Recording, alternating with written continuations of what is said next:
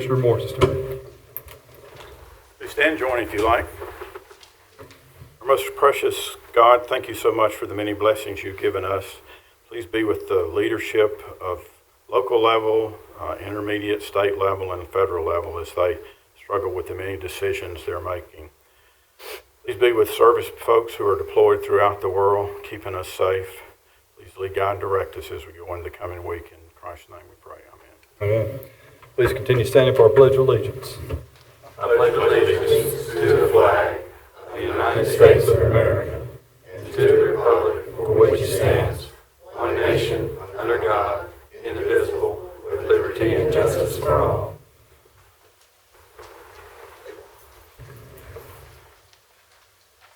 Commissioners, before we go into the approval of the agenda, we do have one item to add to it. There's a request to add an item to the agenda, which is the approval of allowing county employees to use their county ID for photo ID. This information was just received today and needs to be sent in by October 26, 2019. This can be added to discussion agenda or directly to the action agenda if the board elects to do this. It's for the new laws for voting. The Board of Elections sent it over today. This is what the request is for. Make a motion that we approve the agenda with the addition of item I under discussion agenda, the county employees ID that was just brought up by Ms. Schaefer. Second. Motion is second. Any discussion? All in favor say aye. Aye.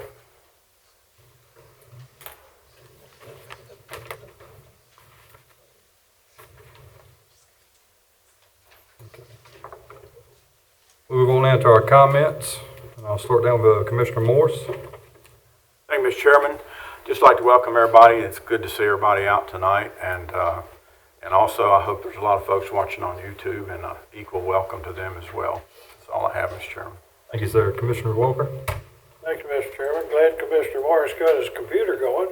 Took a little while, but persistence paid off. It's looking like it's working right now. Yeah.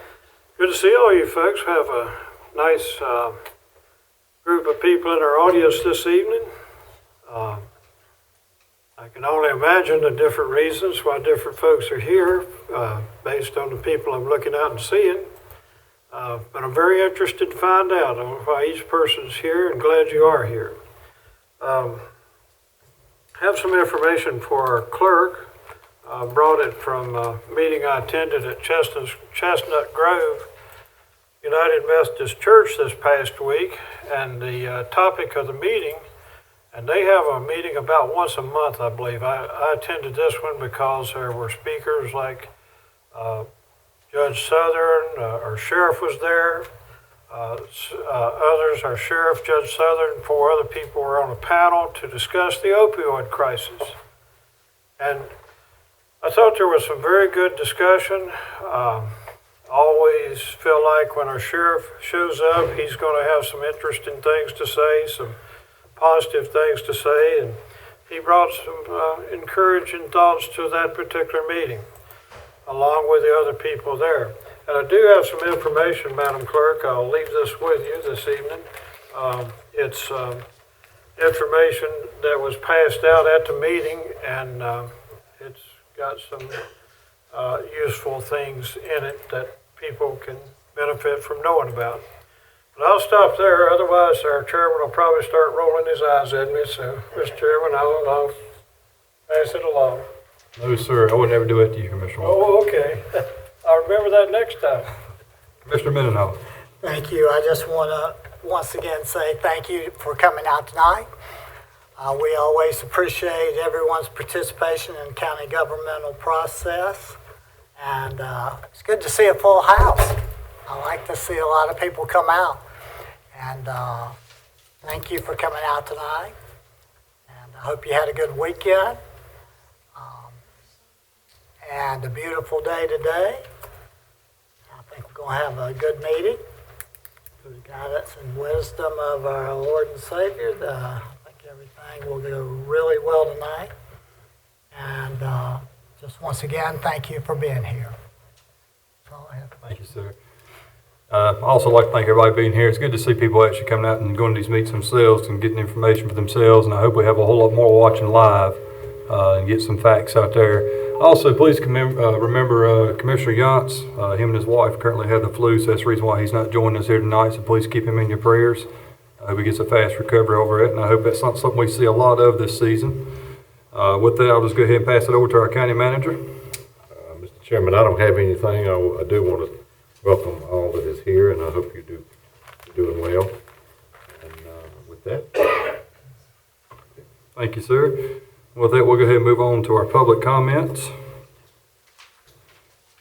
If there's anybody who's signed up for the first time, if you don't mind, you'll have 3 minutes to talk. If you would just state your name, your address, and once the timer goes off, please try to button it up pretty quick, and we'll just keep on moving on from there. And up first, we have Miss Ellen Perrick.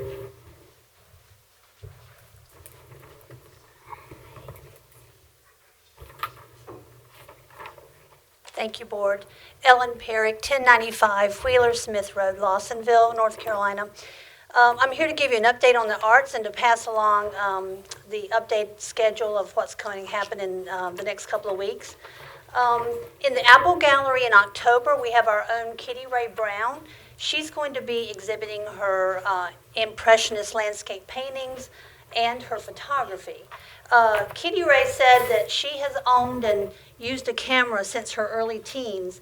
She says she takes it with her everywhere she goes, and now that she's doing paintings, she uses her photographs as inspiration for her paintings. So the show is really nice. We had a reception on October 11th for her. We have beginning wheel throwing in the Pottery Studio October 15th. That'll go for 6 weeks, and you'll learn how to prepare the clay, center it, use the wheel. It's an introductory course, and so you can get in and learn about pottery making. And then because it's so in such demand, we're doing an intermediate wheel throwing class starting October 17th.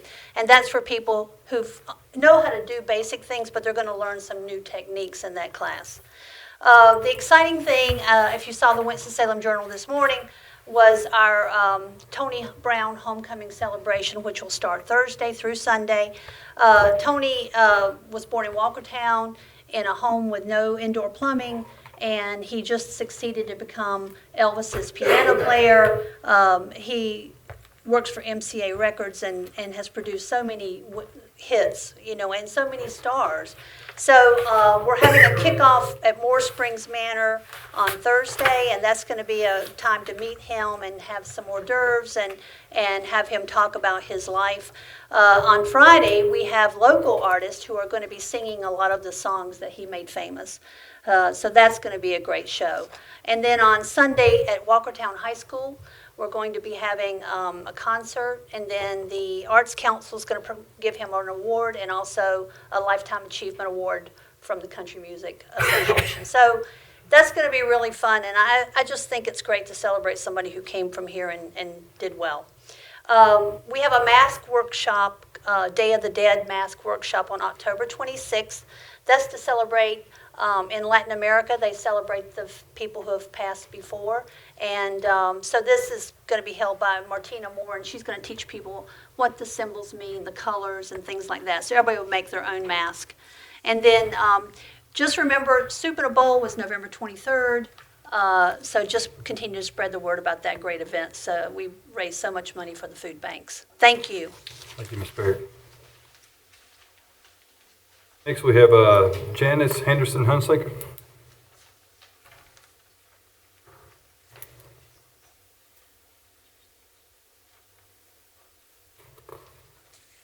Hello, my name is Janice Henderson Hunsaker. I live at 1140 Sterling Point Drive in King. And I'm here today to talk to you about how we are all in this together. I'm also the Vice President of Stokes County Association of Educators. Good evening. I'm here tonight to ask you to pass a resolution that pushes the General Assembly leadership to pass a budget with increased school funding and Medicaid.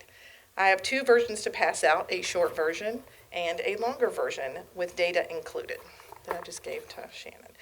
As you know, the General Assembly is in a stalemate. It's hard for county governments and school districts to make plans without a state budget, and it's been a while. The two key sticking points in this year's budget impasse are school funding and Medicare expansion, and we have a clear opportunity to intervene. Local county commissioners have a shared self-interest in having a finalized state budget to, what do we want to do? We want to increase school funding and expand Medicaid. Recently, the Graham County Commissioners, led by Republicans, wrote Phil Berger to ask for the state to expand Medicaid. While there may be lockstep unity at the state level, it seems that Republicans are more divided across the state than Berger would like, and that rural counties, such as ours, most especially are suffering from the lack of resources for schools and health care systems. Because Berger is saying that he'd like to close the session on Halloween, we should ask quickly. We should act quickly. That's why I'm here tonight, to ask you to pass a resolution. And if that cannot be agreed upon in time for the discussion and action agenda, perhaps some of you guys, hint, hint, that are friends with Phil Berger could call him and say, listen, we have a bunch of teachers, we have a bunch of custodians, cafeteria workers, and other school employees that are desperately waiting on you guys to get together and pass a budget, because we are what? We are what? We are all in this together. Some of the statistics I'd like to read really quickly is if North Carolina participated in Medicaid expansion, how would this affect Stokes County? 77 jobs would be created by 2022, and 2,577 more individuals would be covered by 2022. Now let's talk about money. Economic growth and revenue. $11.1 million would come into our county, and 549.3 thousand more dollars would be generated in tax revenues. And these sources are located at the bottom of the long resolution with the data. So again, let me reiterate that I am here today to ask you guys to please send a message to the General Assembly and tell them that we are all in this together, and we need your help to help fund a budget. We need to do this. It's been a while. Thank you very much for your attention today. Thank you, ma'am. And last, we have Mr. Andy Stevens.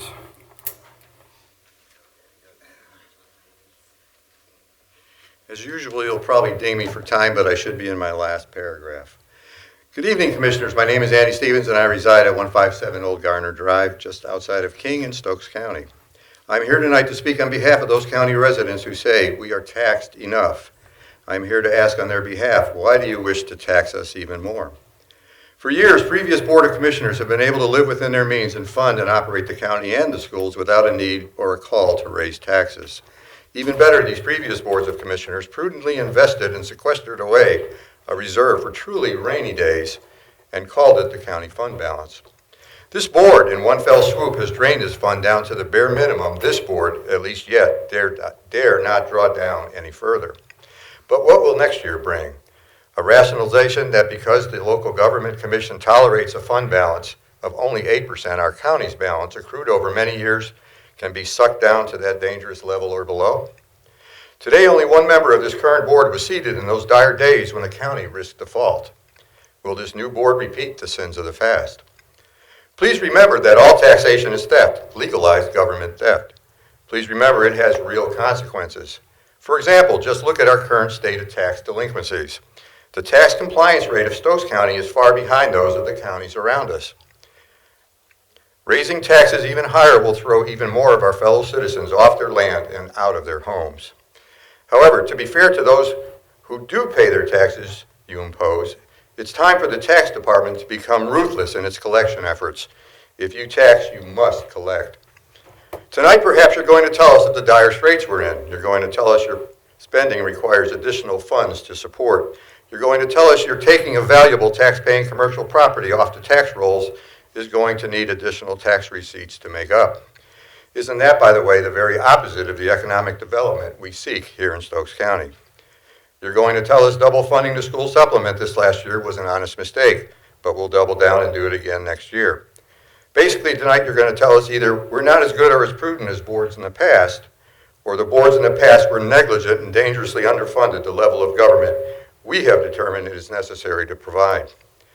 You are going to tell us we are the new team, we're on a mission, and we're going to spend, spend, and spend. I'll wait and see. However, before you tell us it's for the schools and the kids and safety, please remember our school system is easily between 6 to 9 schools too many for our declining student population. And throwing good money after bad while refusing to address this issue or force the hand of the school board to act is yet an additional shortcoming in your collective oversight.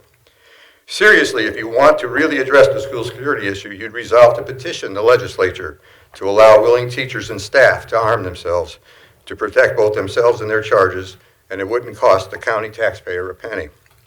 The aggregate spending you've accumulated in your tenure to date, and seems likely you'll continue in the future, will most definitely drive a property tax rate increase, perhaps slyly buried in a rate adjustment when property revaluation takes place in 2 years' time.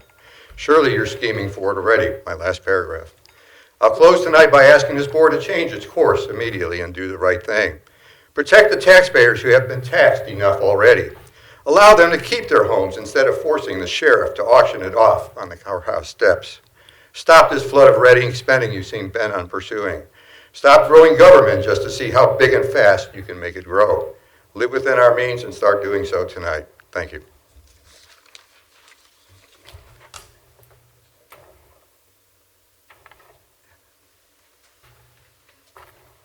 Okay, moving on to our consent agenda. Make a motion to approve the consent agenda. Second. Motion is second, any discussion? All in favor say aye. Aye. Move on now to our information agenda. And we have an update from Register of Deeds. Mr. Brandon Hooker.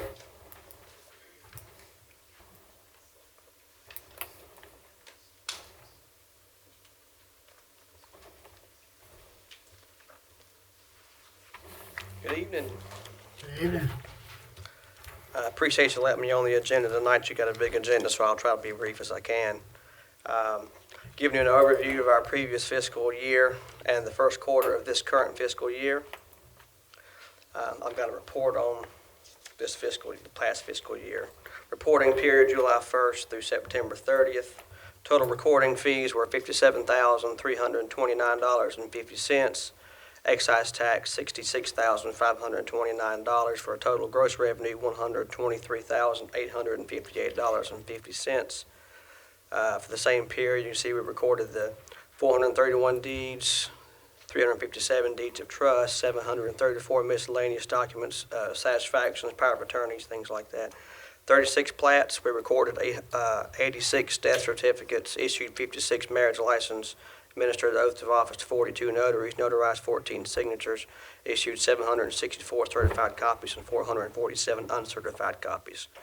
The number of transactions in the first quarter of this fiscal year was a 2.067 increase from the first quarter of last fiscal year. And the revenue was 18.61% increase, and that's, you can't really estimate excise tax, what you're going to incur. Not incur, what you're going to receive in excise tax. So that's a whole lot of the revenue was based off that. The table below represents the monies collected by the state from this office. Half of the excise tax goes to them, $33,264.50. 35% of every fee collected for a marriage license goes to 30% goes to the Domestic Violence Center and 5% to the Children's Trust Fund. You can see those figures there. And the state treasurer gets I think 55% of what's left there, $7,204.40 for a total of $42,428.90, which brings us to a net revenue of $81,429.60. Well, that's the numbers. Changes that incurred last year. August 1st, 2018, I began charging $5 per signature for notary services, as prescribed in our fee schedule set forth by North Carolina General Statute 161-10, Section A, subsection 12. As of September 30th this year, we collected an additional $420 from that change. Not a whole lot, but every little bit helps. And in case you're wondering about our fees, that's the only fee, there's only one fee that we don't, that's not set by the state, and that's our plain paper copy fee. And I set that, which is 25 cents a page, just to cover costs from ordering paper. That's the only fee we have total control over. Everything else is set by the state. And one small change in the budget this past year, we have a capital fund set aside for preservation and automation. 10% of our fees go toward that by statute. And we've been taking out $2,000 a year for new computers for the county. And I took that out. We began using Logan System Computers, which is our vendor. They provide our hardware, software, all of our recording and indexing software, and they gave us computers at no additional charge. That's just part of the services they provide, so we save $2,000 right there every year. And our website that people look up their property records online from, that costs about $12,000 a year. All of that was coming out of our preservation fund. And so the website now is a regular expenditory item. And the full 10% is going to the preservation and automation fund now. And just to give you an example, last year, the $16,232.15 was allocated for that fund. And if we'd been kept buying the computers and paid for the website out of that fund, it would be $2,132.15 would have gone in there instead of the $16,000. And that's going to speed up our preservation efforts. It's going to help build for other projects, redacting certain identification numbers on some documents. We need to get those off there because they're online. A lot of counties have done it. That's how they do it. They build up that fund to pay for that because that's a big undertaking by our vendor, and it's expensive. So I'm trying to build up to do that.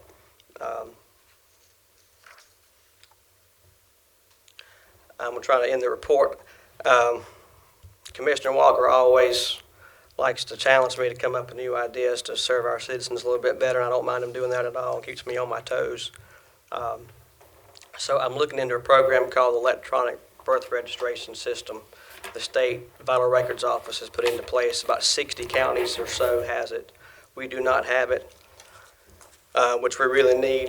In 1989, the hospital up here quit delivering babies, and that was it for us. We don't have very few births in the county since then. So most of the people my age and younger, they were born somewhere else. And the DMV is issuing now this new ID. You got to get your birth certificate to go get the ID. So we're getting an influx of these birth requests, but we can't help them because they weren't born here. With this system, we can pull their birth certificate from anywhere in the state. And they've got birth certificates available in that system from 1971 forward. That's 2 generations we can help here instead of sending them to Winston or Greensboro or Dobson or wherever they're going. So we have some relatively new personnel in the office, so I don't want to do that just yet. It's a complex system. I want to work the kinks out first and get them acclimated to the office a little bit better. So I'm trying to next year sometime implement that program. I'm still working with the tax administrator to establish that link from the tax cards online to our imaging system so the property owner can see their deed, but just by clicking on that link. So they don't have to go back and forth and write books and pages down just to search our website. They can click the link and see the deed. But the wheels are turning slow on that. That's a software enhancement they have to have. And their vendor is being a little slow, and Richard's trying to work with them, and I'm trying to work with Richard. So we're trying our best to get that done, and that's all I've got. Thank you, Brandon. Mr. Mendenhall. Yes, thank you, Brandon. I appreciate the specificity that you have as far as the number of transactions, and I just want to ask a question. We had an 18.61% increase in the first quarter of this fiscal year versus the last fiscal year.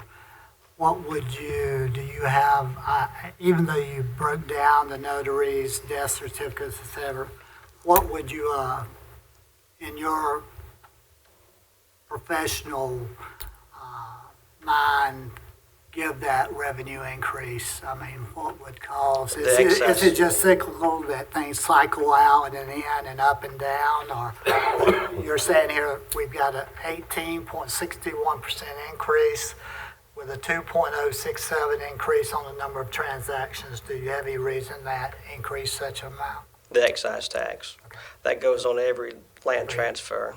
Yeah, it's $1 based off every $500 of value for that property.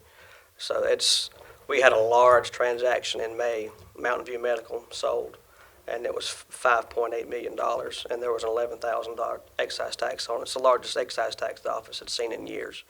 So that was a big chunk of it. Thank you. Mm-hmm. Thank you for all you do. You're well. Thank you. Thank you, Mr. Mendenhall. Mr. Walker? Thank you, sir. Brandon, appreciate all you're doing, and yes, I do try to encourage you to do more and better. I think you would be trying whether I tried to encourage you or not. I think you're just kind of geared that way. I'd like to think so. I like that. First question is, I'm really interested in this new ability you're describing to retrieve birth certificates from anywhere in the state. Mm-hmm. A whole lot of Stokes County citizens probably were born in Forsyth County, for example. Mm-hmm. I don't particularly like to go to Winston-Salem anymore. It's getting to be more of a challenge to drive there than I prefer to have. So to be able to come to Danbury and get a copy of my birth certificate would be a real plus. Mm-hmm. And I think it would for lots of other folks too. So when might that be available? Next year. It's available now, but we've got, like I said, there's 2 new staff members. One started in May, one started in July. And I want them to get a little bit more acclimated to the fundamentals of the office before we throw a new program at them. One of them was going to Chapel Hill in December, just like I did last year, to the School of Government to learn more about the office. And I'm going in January. They have an advanced class just for registers only that I'm going to in January. So once they get back from school, first of the year, spring, hopefully. Okay, so Yeah. not real soon, but not that far away also. Yeah. So that sounds like it'll be a real plus when it becomes available. 2 things, I kind of lump them together, preservation and electronic data storage. I know you've been working on both of those. Where are we? Preservation, we had the oldest marriage license in the county preserved this year. They were the first ones done. We used the same company, Co-File Technologies in Greensboro. They do our deed books and we've got the first 35 deed books preserved from the inception of the county. The oldest deed we've got is 1787. But the county was formed in 89, but I don't think their deed was recorded until after 89, but it was written in 1787. But that's the oldest deed we've got, and those have been preserved over the last several years. And we had caught up to where the condition of the records were decent compared to older records of a different nature, like the marriage license. So I sent those off in January. We got them back in July, and they're fantastic. So you're caught up to what point now? Their marriage license are caught up to 1872. So I'm going to send the next ones off first of the year, the next set. One other thing you mentioned that caught my attention, and I like it because it's simplifying things for our citizens, making it easier to access data. And simple to me is becoming more and more significant. Usually, generally speaking, simple is better. And you mentioned you're simplifying the way our citizens can view their deeds. Yeah. When might that be available? That's in the tax department's hands, and they're doing their best. We've been looking at this for almost a year. It's a software enhancement, and is it Farragut Systems? Is a system the tax office uses for software and stuff, and it's in their court right now. The ball is. It's something that Richard he sent an email out Friday asking when, and he hasn't got a response as of this afternoon. So we're still working toward that. But when I was in real estate, it's a lot easier to click if you're working in Forsyth County or Guilford County, to click that link on the tax site and it goes straight to that deed if you want to look at it. Here you go to the tax card on the tax office's website.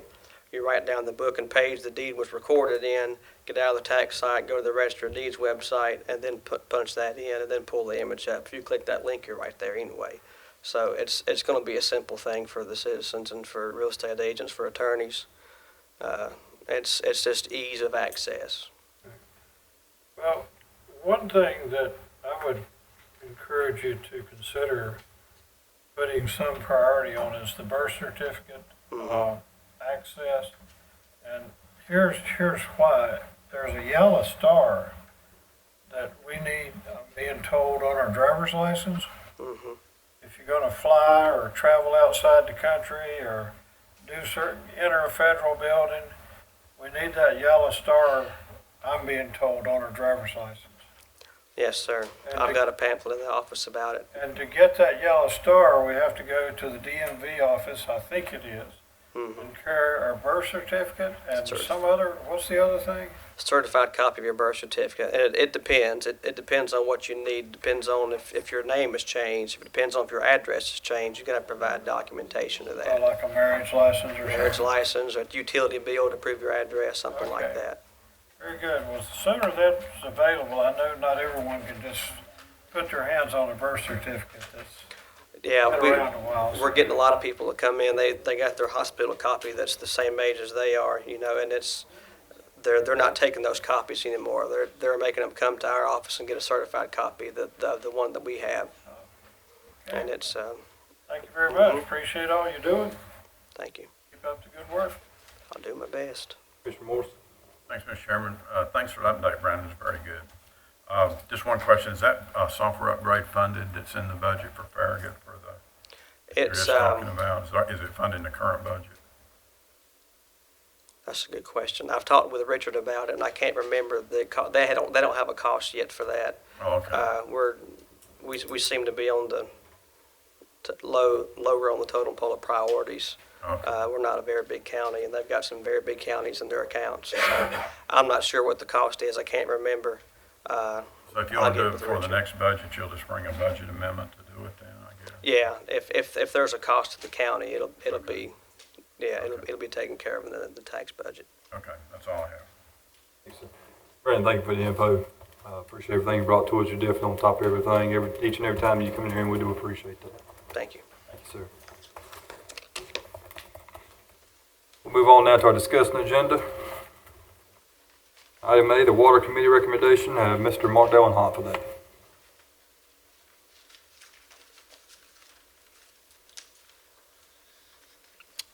Yes, as it stated in the agenda information I sent out, the committee that was formed, which included two of the commissioners, of course, and the county manager, reviewed all the forced middles that were received, and after much discussion and reviewing them thoroughly, we would like to recommend LKC Engineering. And as far as any questions go, that's why I'm asking that they be invited to come to our next commissioners meeting, that you could ask them directly.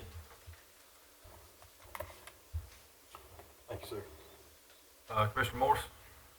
Yeah, thanks, Mr. Chairman. Hey, Mark, how you doing? Good. I have a few quick questions here. First of all, from what the information you provided us, the selection process looks okay to me for this company. Is Bill Lester the head of it, or is that? He is. That's Okay. Is he the guy that did the study for us before for 50K? Yes.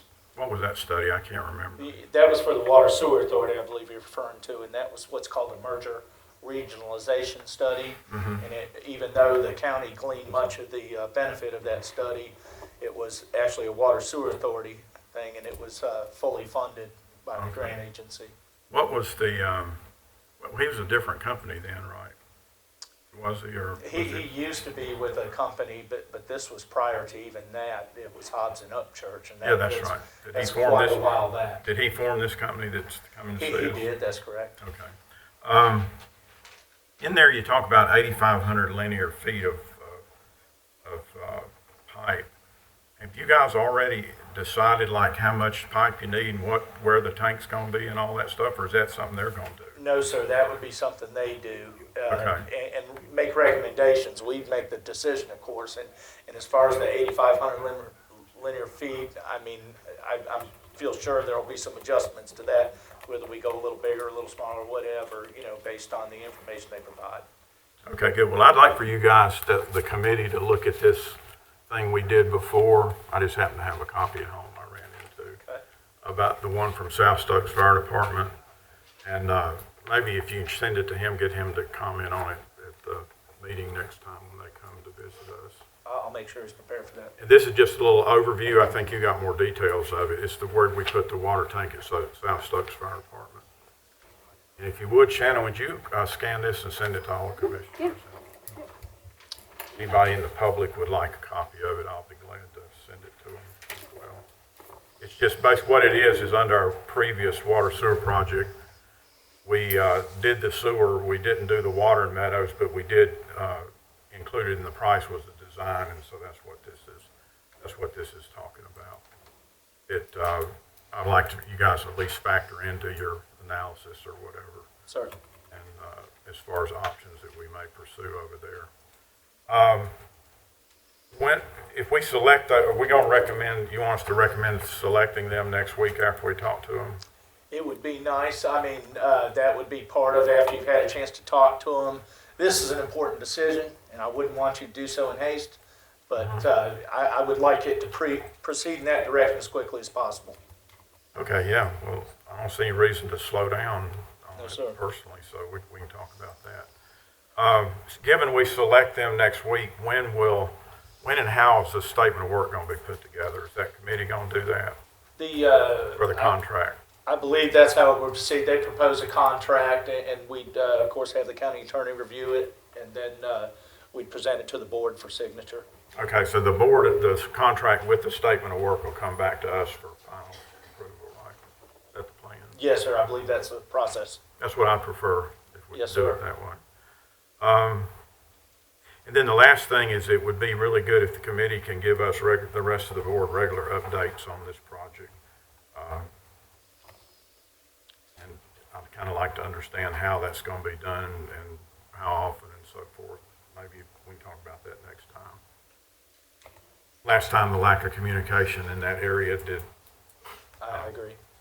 led us in a stray direction, I think. So I think we need to focus on doing that. I believe they still plan on coming and giving the final thing for this water sewer authority grant that was done. They're just wrapping up the final points. It's unrelated to this project, but somehow related because some of the work that was, or stuff they looked at was part of that. But they're still going to come get that final update recommendation based on that study, and that'll be coming soon. Okay, great. That's all I have, Mr. Chairman. Thank you, Commissioner Walker. Thanks, sir. Mark, thanks for being here, and thanks for bringing the information that you're sharing with us. I was reading the memo that you forwarded to us, well written. And one thing that I noticed was the decision or the selection of LKC Engineering was made partly based on their experience with multiple funding agencies, multiple different funding agencies. And I noticed you said many of which we hope will be suitable partners for this project. That was one criteria that I think we emphasized going in that would be important. So apparently you were very comfortable with what you were hearing from this particular engineering firm regarding the ability to acquire funding. Yes.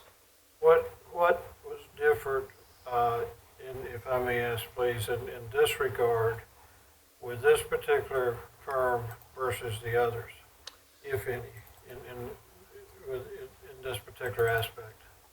As we discussed, in their submittal, which was included in the agenda packet, they had a really nice table that really broke it down well as far as the number of different agencies that they've been involved with funding and the amounts and the towns where they were secured.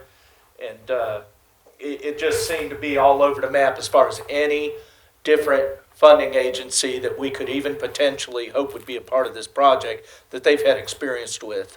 So that really struck me as well. I mean, the others probably had a lot of the same contacts or whatever grant agencies, but again, this I think set them apart. Some of these amounts they were able to acquire were very substantial. Yes, sir. And hopefully they will have some success for our project or projects as well.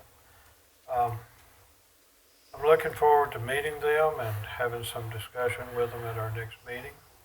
And I want to thank the committee, you and our two commissioners that were involved for their participation in this project so far, and looks like it's getting off to a good start. Yes, sir. Thank you, Mr. Chairman. Thank you, sir. Commissioner Mendenhall? Do you have anything? I don't have a lot to say. We had a very diverse committee with representatives from different departments. Commissioner Nicholson and myself were the two commissioners on this committee. We had 4 different groups that wanted this project, 4 different companies, and we thoroughly looked at each one of them to see which one would give us the most bang for the buck. And I think, as Commissioner Walker said, and one of the main things that we had been guided on by the entire board before we went into these meetings was they wanted to make sure that the company we selected to have come in and do an interview process with us really had the push to get out and find different funding agencies. This company had almost 3 pages worth, and they aligned each place that they went and did a job with the company, with the different grants, and the places they received the grants, and the amount of the grants. And it was very, very positive. And they've also done work with a lot of places and counties and towns approximately the same size of Stokes County. And we also thought that was very important. So between the funding grants that they were able to get in each of their past jobs, and as I said, it was almost 3 pages, wasn't it, Mark? That's and it was remarkable at the different. It wasn't the same grant in each job. It was a variety of grants, a variety of different grants that this company was able to produce. And we also, as always, did a little background research on it, and everything we got off of this was positive from every group. So that was some of the reasons that we, as a committee, is recommending this company to come in at our next meeting and let the entire board interview them. Thank you, sir. I'll just add to what Commissioner Mendenhall was saying when we was on that committee. They also come highly recommended from some commissioners from our neighbor counties, so they've done a really great job. And also going over all 4 of them, just myself seeing this right here is the best one to go with. So I believe that's it. Mark? So, Mark, can you just make sure that they'll be at our next meeting? I will. Thank you. Look forward to seeing them. Thank you, Mark. Thank you. Hey, Commissioners, up next we have the Stokes County Water and Sewer Authority. There's an appointment request from Adam Stewart and submitted an application to serve in the Stokes County Water and Sewer Authority. And we would be happy to have Mr. Stewart, Mr. Adam Stewart to take it. So at this time I'll open the floor for nominations. Make a motion that we close nominations. Any discussion? All in favor, say aye. Aye. We'll move this item to the action agenda at the next board meeting.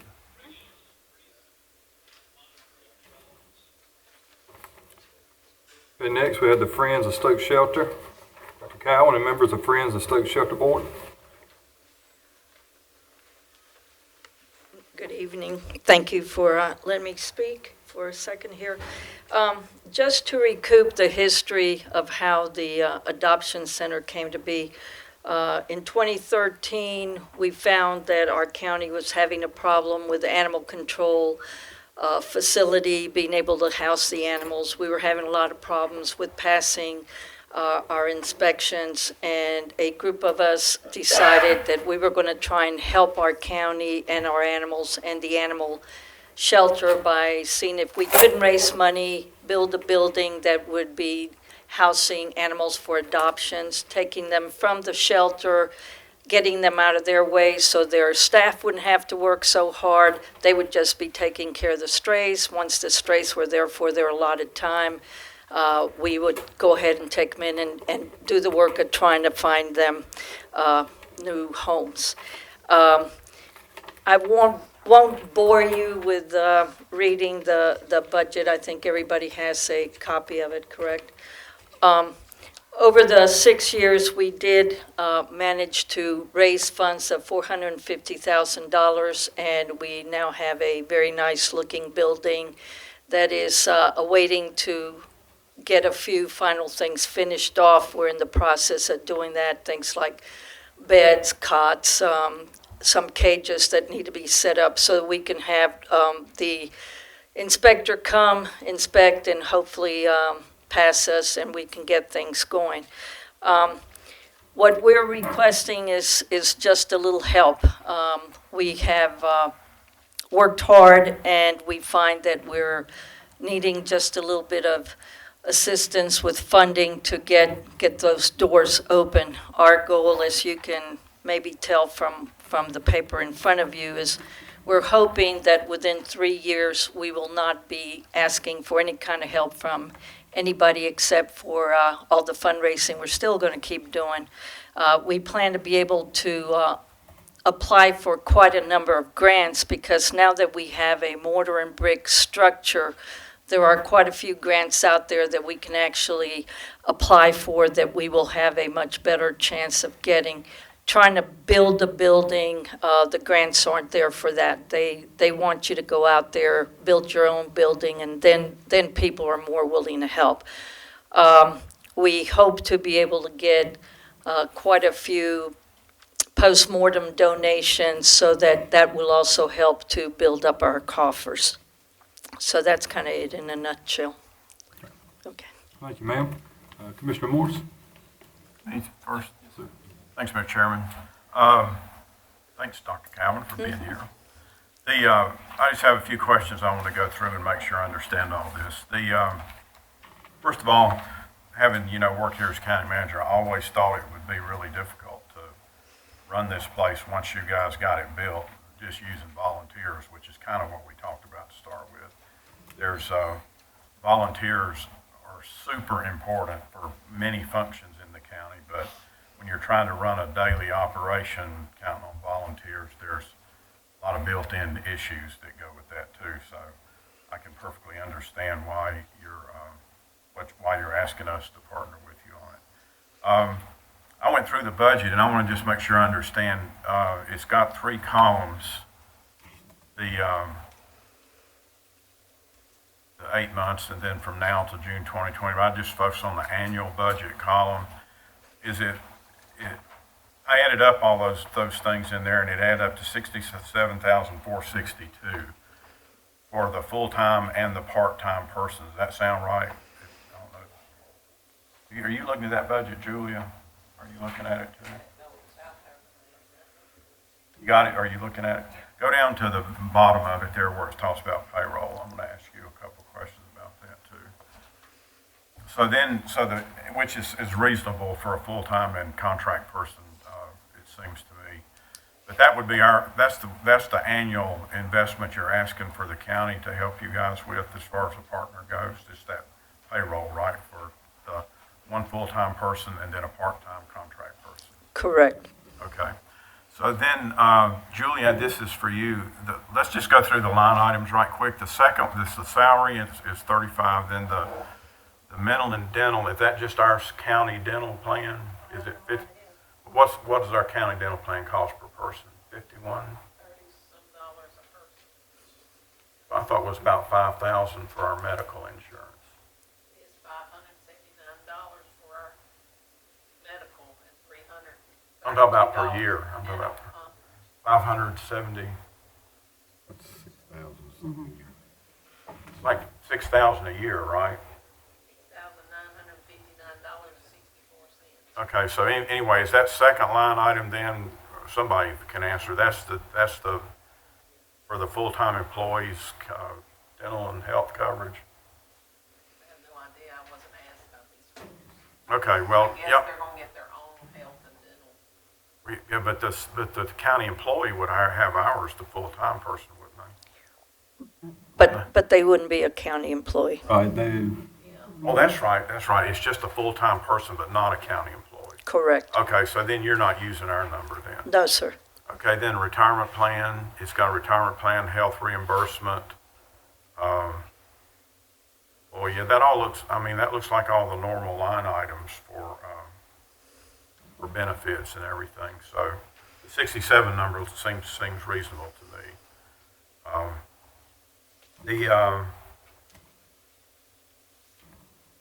I'll just make a note that once we partner with you guys, then you would become part of our annual audit process. So your financials and stuff, I'm not sure exactly what the auditors would want to see, but they look at everything that we're involved in. So I would just make sure your financial officer, whatever, is aware of that.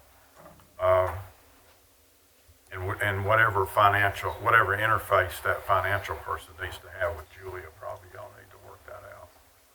Just from her finance officer responsibilities for the county. But other than that, I support doing this. As far as I'm concerned, this adoption thing that you guys are doing is part of our county responsibility for animal control. Ever since I've been dealing with it, our facility over there has been what I consider very inadequate, even though people have done a really good job making it work. But it's really inadequate for the massive level of animal control activities that go on in the county. So I consider this basically kind of an extension of our responsibility, and I don't have any problem at all investing this amount annually, given the fact that you guys have raised so much money to build the facility, and secondly, that you are planning to keep trying to raise money and look for grants and so forth. So I think it's a perfectly reasonable request. I'll support it. That's all I have, Mr. Chairman. Thank you, sir. Commissioner Walker. Thank you. I was in a meeting, by the way, Dr. Cowan, congratulations on a successful project. I toured the facility and was very pleased with what I saw. You could tell a lot of thought and planning had been put into it, and it was well done. It turned out very nice and seems quite adequate for what we're hoping to see it used for. I was in a meeting, I don't think we're in quite as bad a shape as maybe Commissioner Morris describes. I was in a meeting with you, the sheriff and others, and the people from the state who, being kind of inclined to ask questions, I didn't want to miss that opportunity, so I had some questions for the people who were here from the state office. And I asked them how our current facility compared with some similar counties around the state. And actually, I was kind of surprised at their answer, because they actually acknowledged that it compared favorably with what they expected or what they had found in other similar counties. So even though it's not anywhere near where we'd prefer it to be, we haven't been slighting our citizens to a great extent by trying to operate with the facility we have.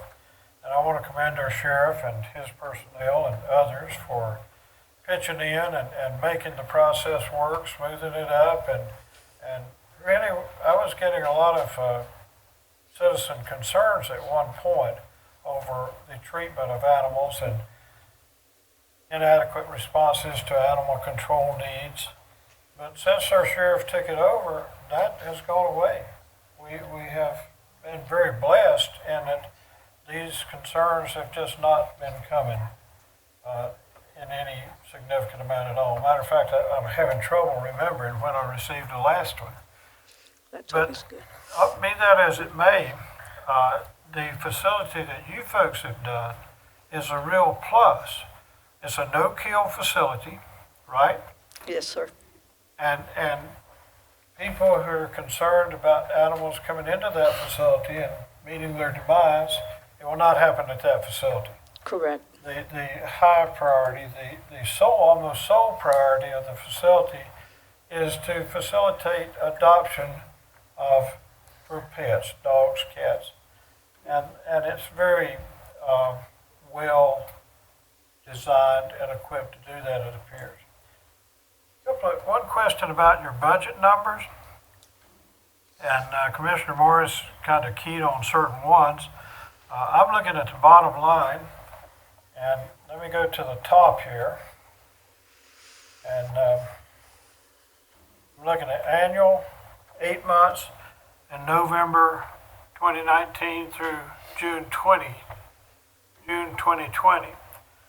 And these numbers, press that N button, 97,240 is a yearly amount, right? That's all is that all inclusive? That's for the personnel needed, supplies needed, all expenses, or are there other expenses? Are you on the third row, November 20th through June 20th? No, ma'am, I'm on the first row, the annual. The very bottom figure, 97,240? He's looking at the total expenses at the bottom. We actually, can I step forward? Sure.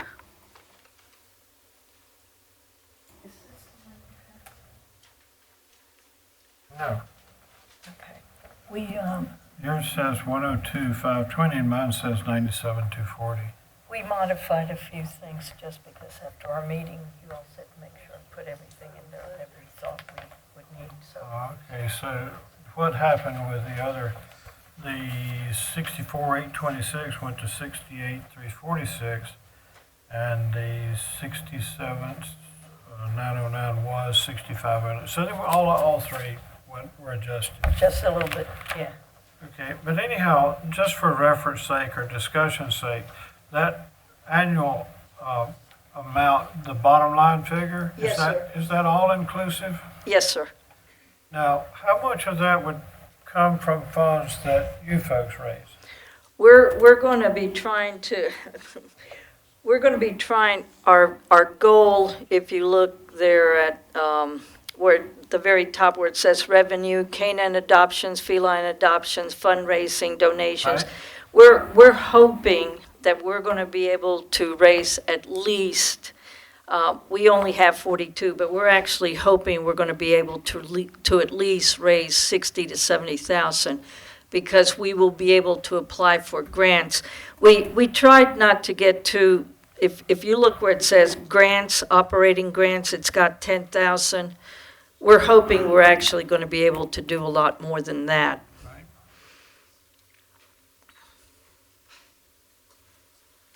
And that, the 42,000 you referenced, that's from November 2019 through June 2020, I would think.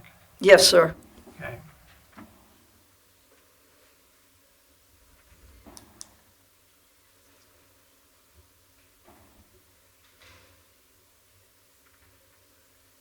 Looking at the budget itself, now my numbers are maybe a little different from yours, but we have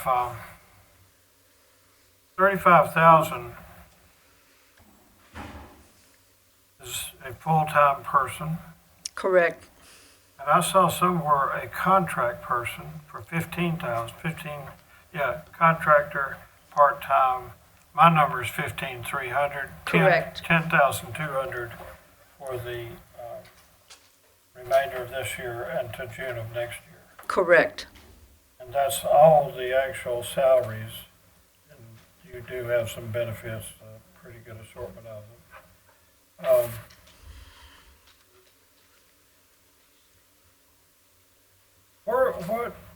What is this actually, how did you arrive at these particular figures? Did you have data that the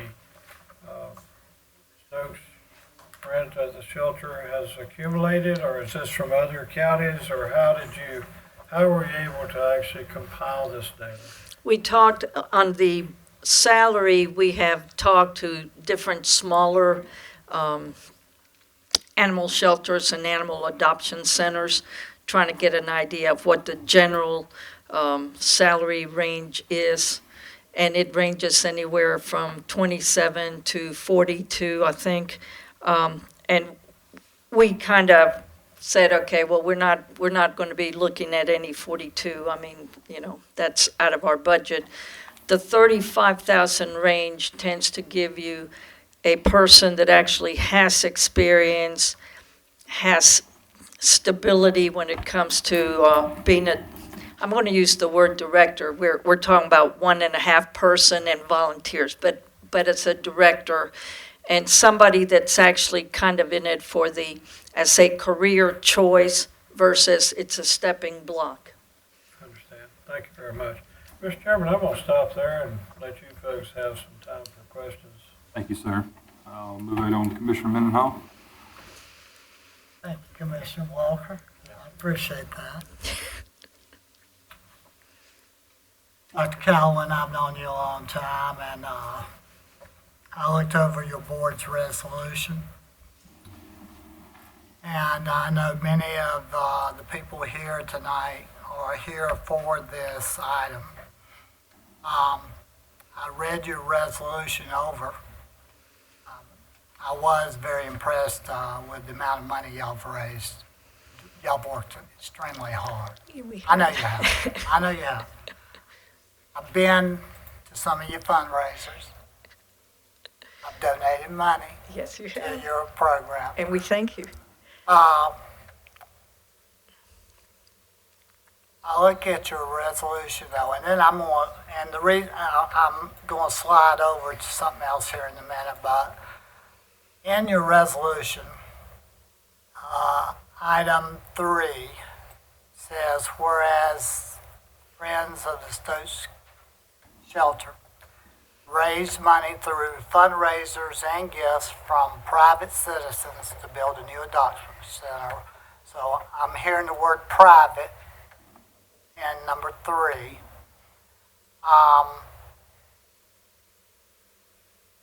I go on down and it talks about your group honoring the obligations made to the donors to recognize their donations, which again would be private donations or fundraising. Then the next one says the board agrees to continue fundraising and providing volunteer support.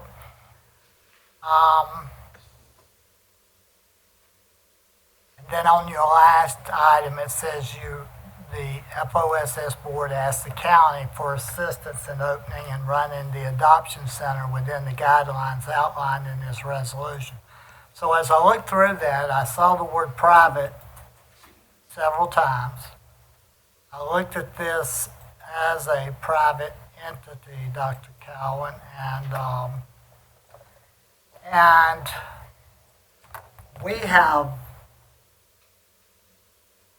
I know there are some people in here that has questioned the spending policy of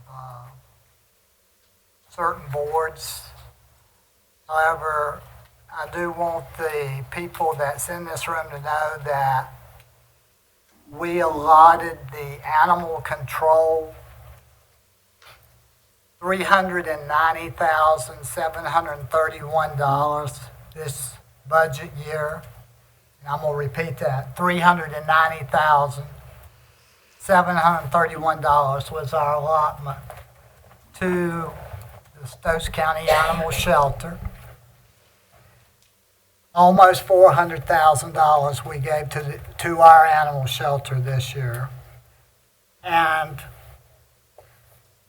Dr. Cowan, last year, when I was chairman, we did an amended and restated agreement to where our term of lease went from 25 years, and we gave the group an additional 3 successive terms of 5 years, which is 15 more years, so that's 40 years. Mm-hmm. That we put in our new agreement. And Commissioner Walker, you were on our board last year, so you certainly also should be aware of this, that in this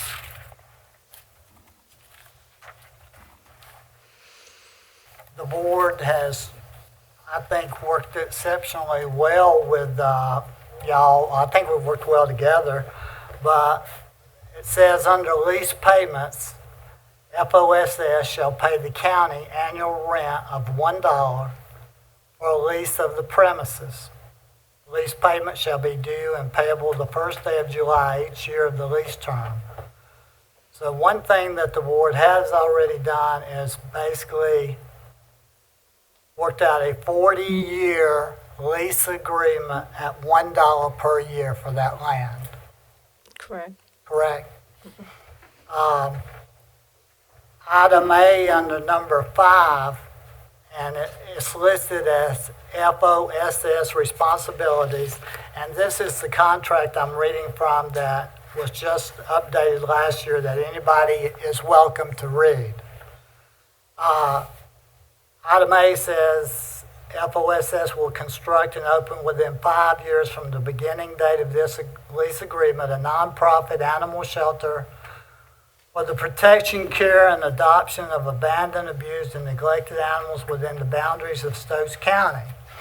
The last sentence in that line says, after opening of said shelter, FOSS will staff and maintain and operate the shelter continuously during the term of this lease. That's item A. I could read, it goes on through from item A all the way through item I. But it talks about the Friends of the Stokes Shelter's responsibilities. And it, as I said, it's listed in our contract. And another thing that we did was we provided, Mr. Delahan, are you still in the room? He left. Okay. Well, I'll go to Mr. Oakley, our county manager. Did we as a board provide water and sewer to this? Yes, we did. I couldn't hear you. Yes, sir, we did. We did. And that cost approximately how much? About 10,000. So we gave an additional $10,000 for that Yes, we water did. and sewer situation. Yes, we did. So I, in this situation, feel like that the board has worked very well, Dr. Cowan, with your group, and I've read over the responsibilities 3 times this afternoon of what the FOSS agreed to do in this contract. What we have done for the FOSS as far as the $1 lease payment. And at this point, Mr. Chairman, I'm going to cut off here in just a minute, but I'm having a hard time. I hear taxpayer dollars being spent so many times in multiple different items. As a county commissioner, sometimes you have to make decisions, hard decisions on what to do. But at this point, I feel like our commissioner board has worked very well with the FOSS. And at this point, of course, the vote will not take place for 2 weeks, but I'm having a hard time spending taxpayer dollars to go with this amount at this time. And I'll stop at that point. Thank you, sir. How you doing, Dave? As you know, I'm also a supporter of this. I have supported this in different ways, and I'd say the amount adds up to a lot. Would you agree? Oh, yes, sir. I think you've all worked exceedingly well with us, and we appreciate it greatly. I'm talking about me personally at this point. Yes, you have done wonderfully, and we thank you. And don't nobody take it the wrong way. I'm not doing it as a pat on the back. I'm just trying to show I do support this. Oh, yes, sir.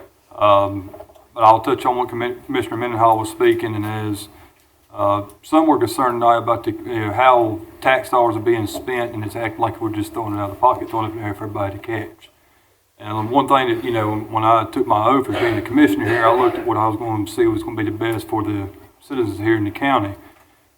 And as some of you know, we also have talked about the putting a 1/4 cent sales tax increase on the ballot for the citizens to vote on. So when it comes to something like this and the taxpayers' money, I look at it very seriously.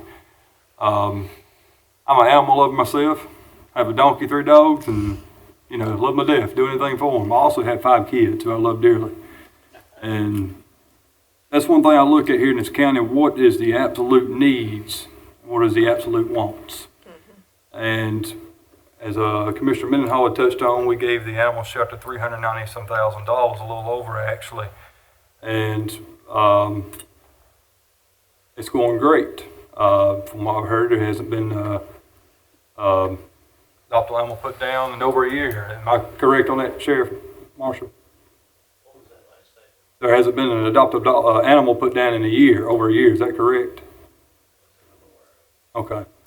I'll get that touched up on, but I'm also, when I look at this right here and giving money to an organization, we have a lot of organizations here in the county that do a lot of good. So, how do you fork out the taxpayers' money on doing all the right stuff when there's not enough there? And I wish we could. I wish we could give everybody everything, give everybody the world, but that's just not the case in what we live in. And with that, I'm going to stop right there, and we'll be placing this on the ballot. Of course, Commissioner Yountz ain't here tonight, so we'll be putting this on the action agenda here in 2 weeks and placing our vote in. But we do appreciate you guys coming out tonight. Further question, if I may. Commissioner Walker. Julius, you're welcome to let Julia. She said y'all go ahead first. Okay. Thank you. I'm looking at the figures, and I'm not, by my own admission and acknowledgement, I'm not the best person at always putting figures together. Help me with this, Dr. Cowan, if you will. I'm trying to come up with an amount that would prime the pump, so to speak, for the animal shelter, kind of get you up and going. And I'm looking at 8 months, and I'm looking at November 2019 through June 2020. Well, November 2019 through June 2020 is about 8 months. So how does it compare to that column that's broken out specifically saying 8 months? Unconfuse me, if you will, please. Well, I wish I could. I am not the accountant on the board, so I'm there with you. The November 2019 through June 2020, what we're trying to do is just kind of get an idea of, if you look, until we get the doors open, we won't be adopting any animals out, so we're not actually generating any money in. And if you look, we're down, if you look at the column that says 8 months, we are expecting in 8 months we'd make $1,920 on adopting 2 canines per month.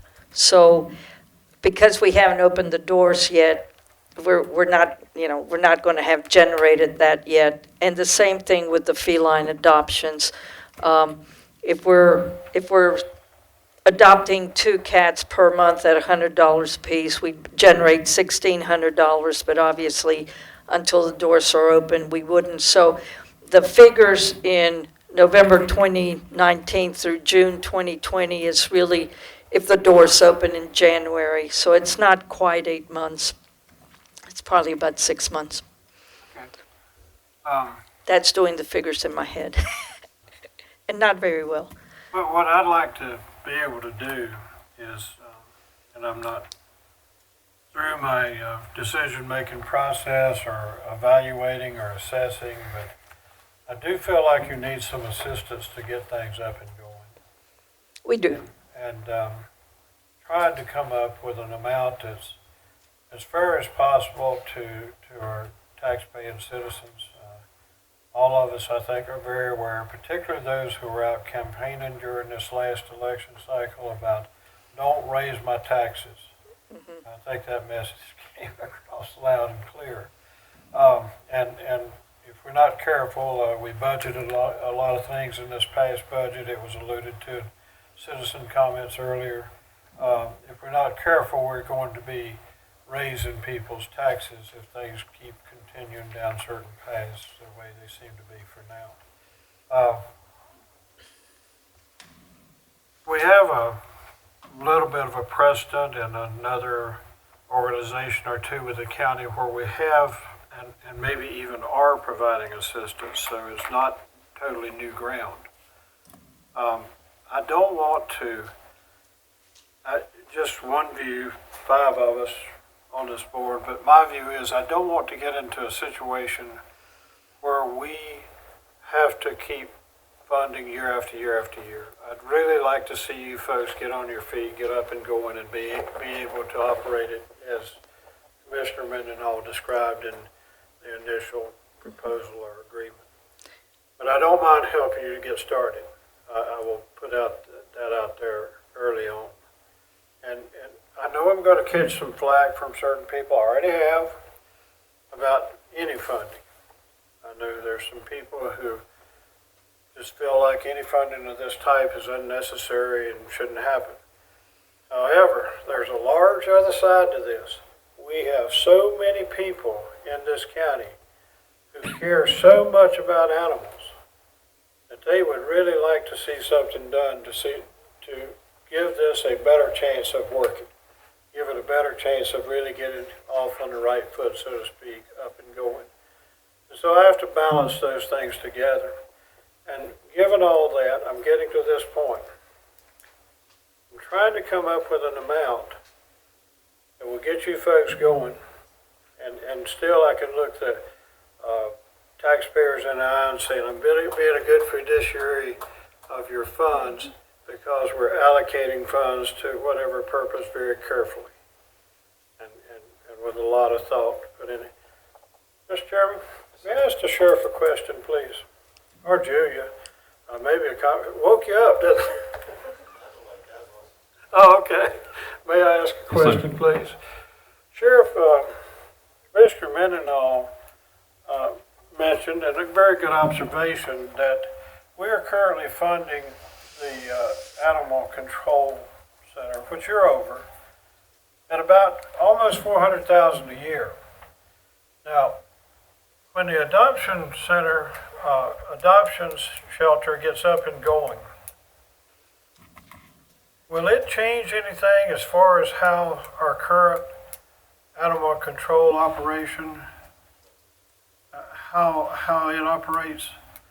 And what I'm trying to get at is by having the adoption center, does it possibly free up some funds that are currently going to animal control?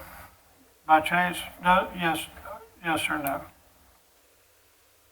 It would vacate some of the space in the animal control or animal shelter. Still, I can look at the numbers, I couldn't tell you about the top of me, and I feel like it would vacate some of it, but I can't say it much.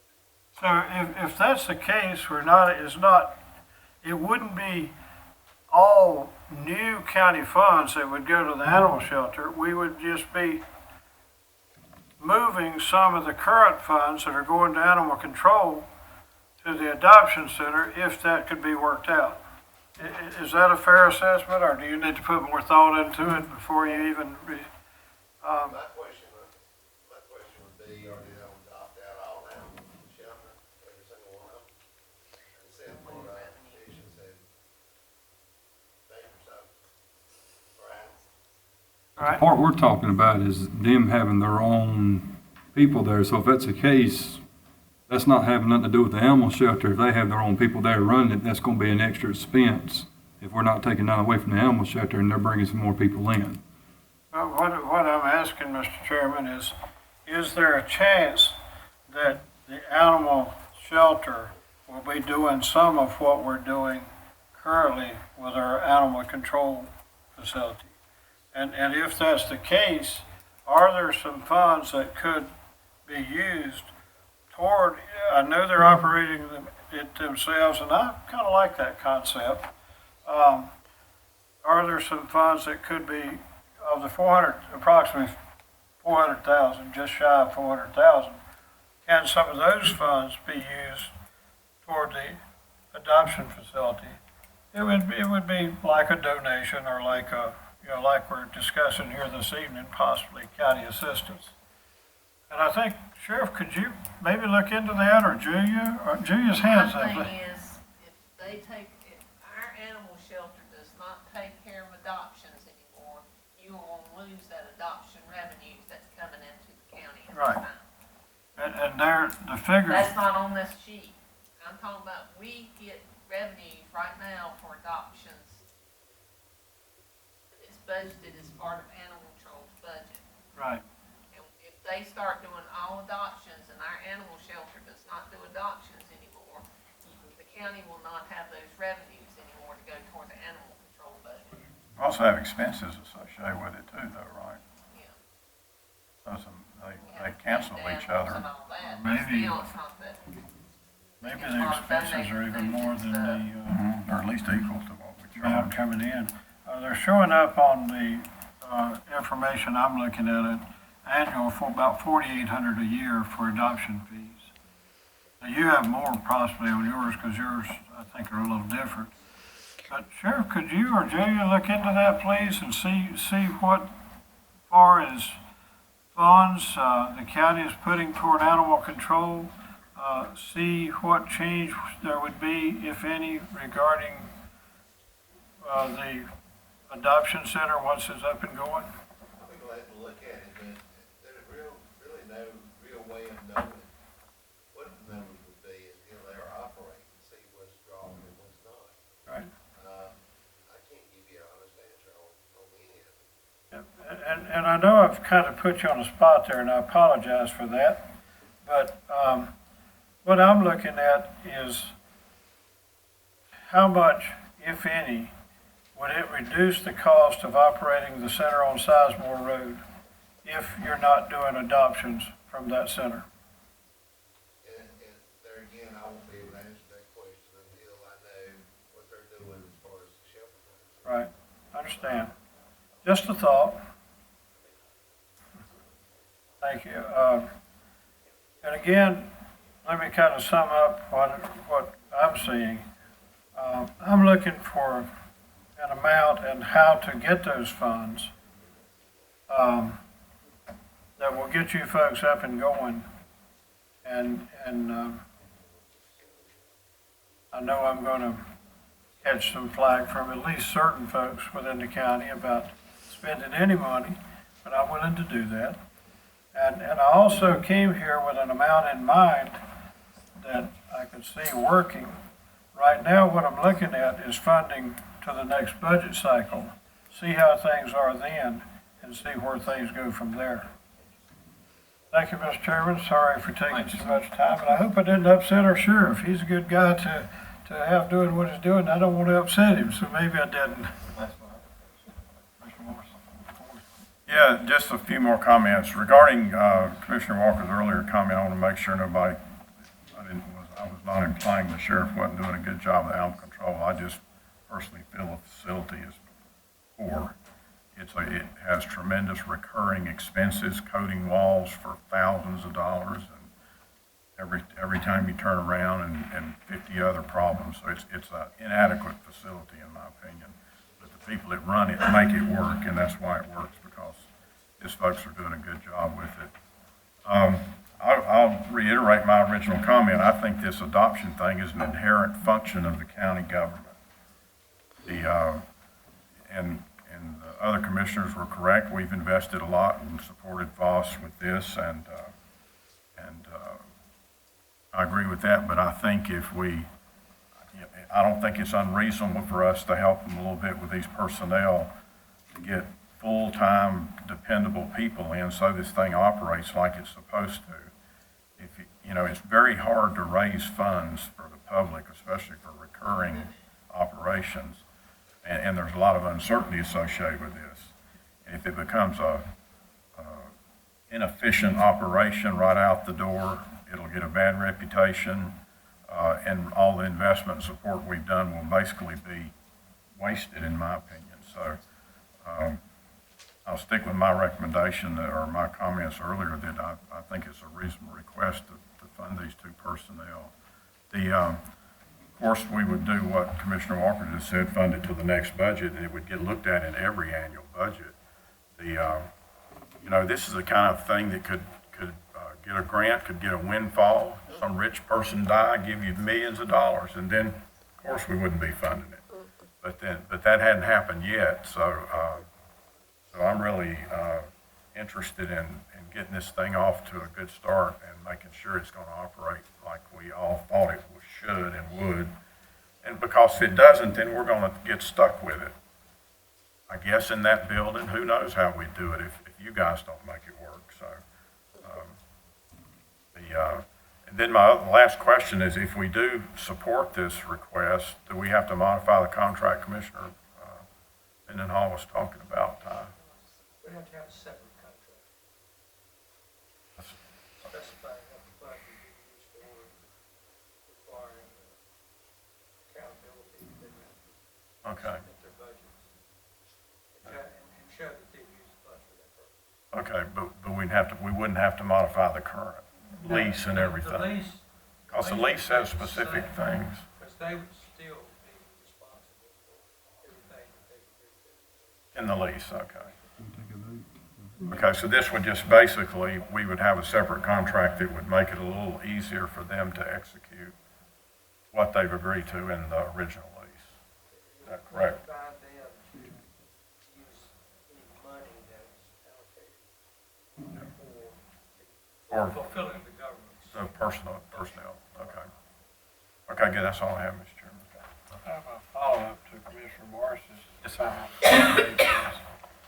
I think Commissioner Morris makes a very good point, and we need for these folks in this operation to be successful. Because the other option is, if this doesn't work as it's outlined now, then probably the county will be back in the adoption business. And it's almost a guarantee that if this is a county operation, it will cost more than what I'm looking at right here. So the best cost savings for the county is for you folks to be successful. And that's what I want to see, and not just for the organization's sake, but I think our citizens, a good portion of them, some are very passionate about wanting to know that animals, even under dire circumstances like waiting for adoption or not being adopted, are treated as humanely as possible and given every chance to be placed in a home where they'll be cared for. I'll stop there, Mr. Chairman. Thank you for your patience. Appreciate Dr. Calvin being here and bringing the information she's brought. Julie, you still have something to add? Yeah, and my little paper, I just want to know exactly how much they're wanting the county to fund, because I will have to find the funds for it if the county decides. That was my question too. Well, we need, $67,462, but then on this budget sheet, it says county assistant, $65,440, and then you got $46,952 on the November through June. I understand we're funding the full-time and the part-time person, right? Right. And whatever modifications you made to yours, Dr. Cowan, the numbers she would need. Right. Actually, the amount wound up being, for the year was 6,700, 60, yeah. So we're looking at, 49602. 49602. 49,602. Except for the remaining time till the next budget. Right. Is that right, Leslie? So is that the column of? The third column. the Amended far amount. right. Yeah, if I may, Mr. Chairman, Dr. Cowan brought her sheet up, Julia, and I looked at her sheet. Her set of numbers is different from what we received in our agenda packet. But not the personnel part. Right, but it's the amount of county funding, that third column, November 2019 through June 20th. Yours went to 49,000 and some, and I'm looking at 46,952. Right, correct. 44,973.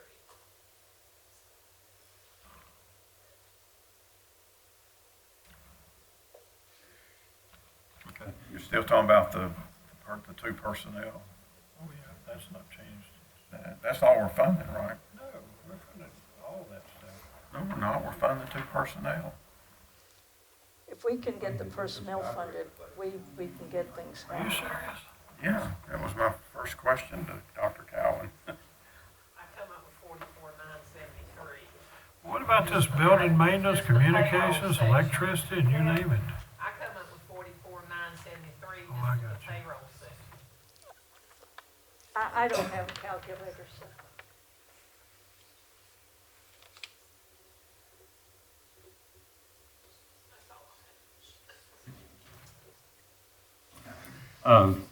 Sheriff Mark Marshall. You mind coming forward real quick? Tell you the amount I have. 50,000. What you got for us, sir? Well, the only thing that, based off of Commissioner Walker's statements, I think it's unfair to ask me to pull funds from my budget at animal control. Last several years, and I think Dr. Calvin will agree on this, the staff over there and I have worked hard to get the place as efficient as it is, and to get it operating to the point of where we are meeting at 100% of state compliance. And you start pulling resources, and I don't want to be, and I took the department at y'all's request, or somebody's request, I don't want to be put in a position where my budget funding gets dropped down, and I start failing with it. I don't want it to fail with the department I run, as far as on the financial end.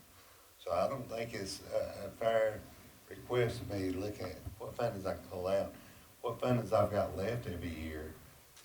I turn back in, I don't get in a hurry to try to overspend it or get rid of it at the end of the budget year. I turn it back in. And that's what I've got left, but I think it's unfair to try to draw from our current budget right now until they're up and operating. I can't tell you what kind of savings it would be or not. And I think that you would have No, to agree I on agree. this, that there's no way of knowing what the savings would be. It's like opening a new business up. When you open it up, you don't know if it's gonna be a profit or a failure. That's one thing I will say. I met with the state inspector out on the thing, and she's a very to the book. I mean, dot her I's, cross her T's. She's very satisfied with the animal shelter and everything that's going on. And I see what our sheriff is talking about. You know, we start taking away from that, we're going to start dropping below grade right there and start having trouble with the state. Need to respond to our sheriff's comments. And I appreciate you being as candid and open and straightforward as you are. Always appreciate that. And it's not my purpose in asking a question like I ask. It's just simply an informational question. And I'm not suggesting that we diminish your operation in any way. And you're the person who knows really if what Dr. Cowan and her group, the shelter group, if what they're doing would free up some of the expenses that you're incurring from adoption, but you'd also lose your money coming in from adoption fees. And I'm just trying to get the pieces to fit together. I'm not about to do something that would cause you to look at it and say, that would not be fair, that would be unfair. Almost scares me to hear you say that. It just concerned me, you know, as well as Right. I want to see them succeed, so do I. However, I don't want to see them succeed at my. At your my expense. I understand. And cause me to fail as well, Right. the department I'm responsible for. And you know where I would be in my overall view. I support you and how you do things, and all you have to do is tell me that I don't really think we need to be looking there. Well, yeah, I don't think we really need to be looking at it. I think we're together now. Okay. I just wanted to clarify where I stand on that. I just don't wanna see funds drawn out of the animal shelter till we know what the operation's gonna do, and it's a trial and error type thing. We've worked hard to, eliminate a lot of the euthanization, and from time to time, there's still times that it has to be done, but it's at a bare minimum, and we've had a lot of groups come in and work with us to get these animals adopted out, and sent 2 rescue groups to keep from having to put them down. Right. And I appreciate all the support on that, but I won't be able to answer that question until they're up and operating, so I can't. Well, for the time being, let's just disregard the question. Thank you. Thank you, David.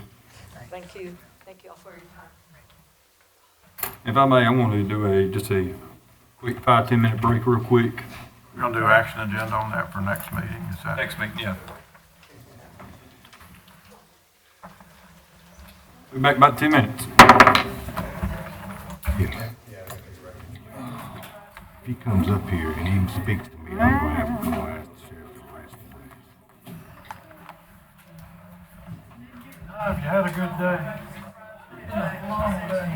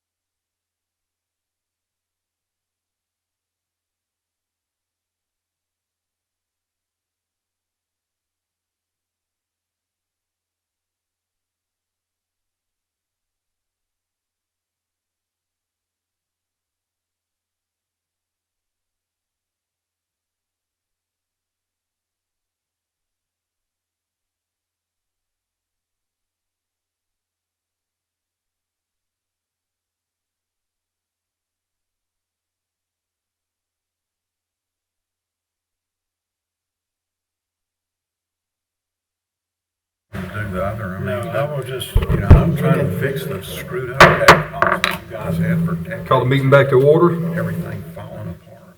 We'll go ahead and move on to item D, under discussion agenda, which is the solar farm policy. okay.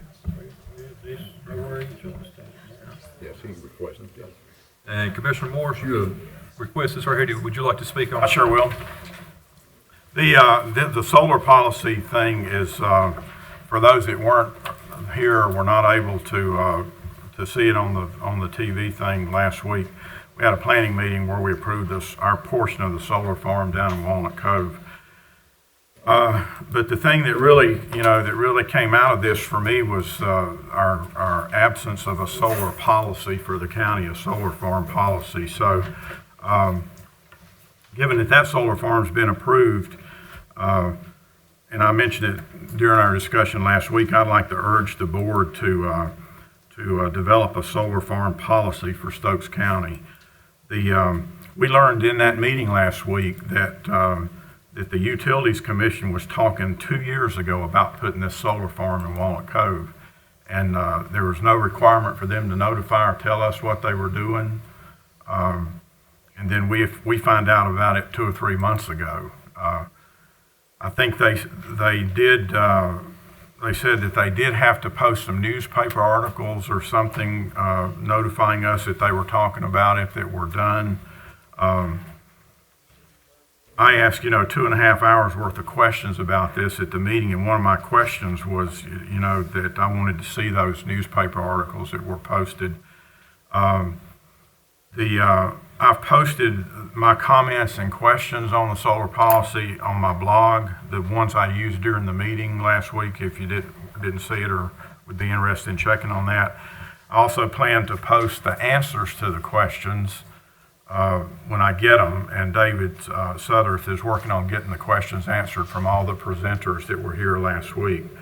And like there's 33 questions or so, but I think, whenever we have something come in and we find out about it late like this and find out they were working on it 2 years ago, I think we need to have some serious policy in place that prevents things like that from happening in the future. It kind of appears to me that, the guys are going around that are doing these things.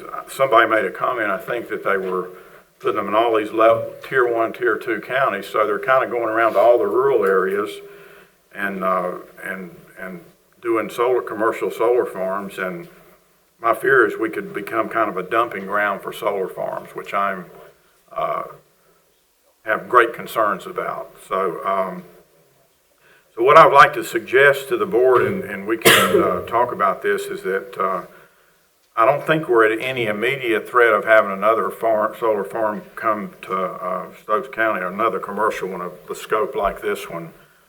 We probably should double check with Utilities Commission and make sure of that, but I'm not aware of any additional ones that are being proposed. I think we need to have a commercial solar farm policy that we take a significant amount of time so that we get it right. I would say maybe take a year to work on it, and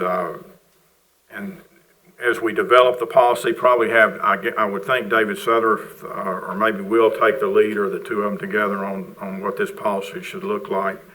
I think we need to consider having participation by people or organizations like the Soil and Water Office, the Hanging Rock Advisory Council, the municipalities. Because, this one we just approved was a combination of a Walnut Cove and a county solar farm. So I think we would want to try to at least coordinate our policy to have it sync up with what the municipalities are doing and how they want to deal with future solar farms. I'd like to see the policy require certifications from these people that are bringing the solar farms in. Written certifications on a lot of different things, like ground pollution and all the concerns that you would normally have with a solar farm. Make them certify to us exactly what we're getting, like certify what's in the panels, certify that they won't do certain things and that type of thing should be part of the policy. I'd also like, as we develop this policy, to invite some experts to come and talk to us. You know, we've kind of heard the pro-solar farm argument from the folks that just were here. I'd like to hear some from the people that are not pro-solar farm, so that we get a balanced set of information that we can then, you know, incorporate into our policy development. I think another key thing in the policy that needs to be addressed is the way it's advertised. We're following the statutory guidance for advertising, and that's what was done on this solar farm, or that was just approved. But to me, something of this scope is more of a county,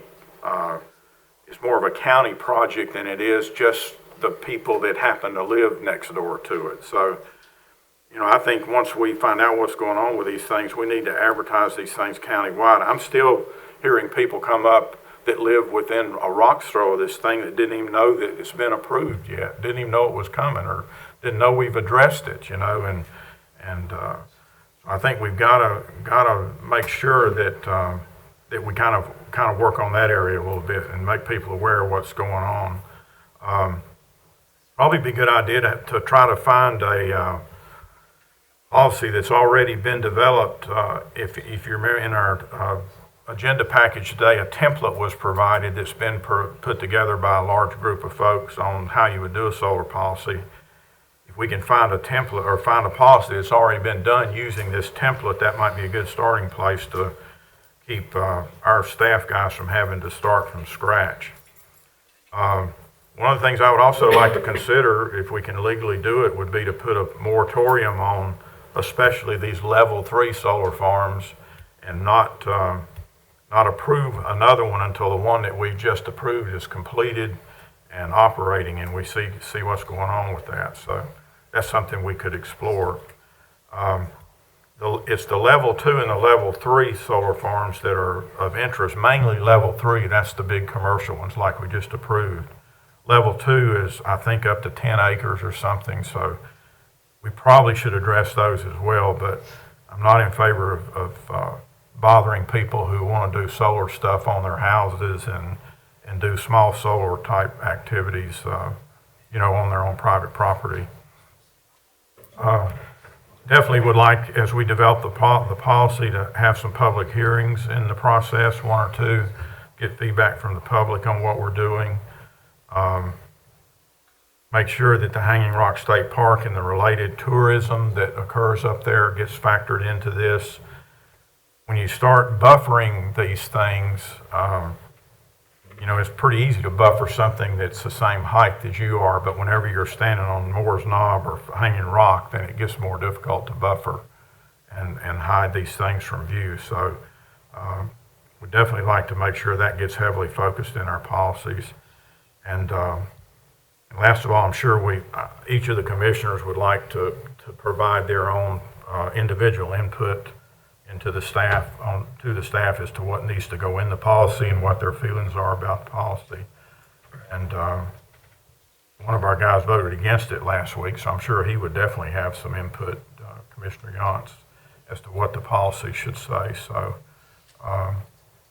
with that, I mean, I think, you know, tonight I just basically want to introduce the subject of getting a policy together, maybe validate that we don't have to be in a hurry, since we don't think any more farms are coming our way anytime soon. And then kind of, you know, through the next few months and year, go through the process of, like I said, hearing from some experts and developing a policy. So that's all I have, Mr. Chairman. Thank you, sir. Fully agrees. Any other commissioner would like to comment on it? Mr. Walker. Last year, at last year's Commissioners Conference, I attended a session on solar panel farms. And it was very enlightening, and it covered a lot of what Commissioner Morris is pointing out. It also presented several success stories, how farms had been created in communities and they were not overly disruptive, and the gist of one thing I carried away from that session is this is where things seem to be headed for the future. I think we can see more and more interest in solar farms. One thing I noticed, I was reviewing this template, and on page 9, I was kind of wondering about things, and like there's a small airport in Walnut Cove, for example, and I don't know what you do to create an airport or identify it as such, but on page 9 of the template, as I was reading through it and saw this reference to aviation operations, there appears to be a misprint, and it says, is the site with 5 nautical miles, and I think that should be within 5 nautical miles. So I don't know. They addressed that issue. Oh, okay.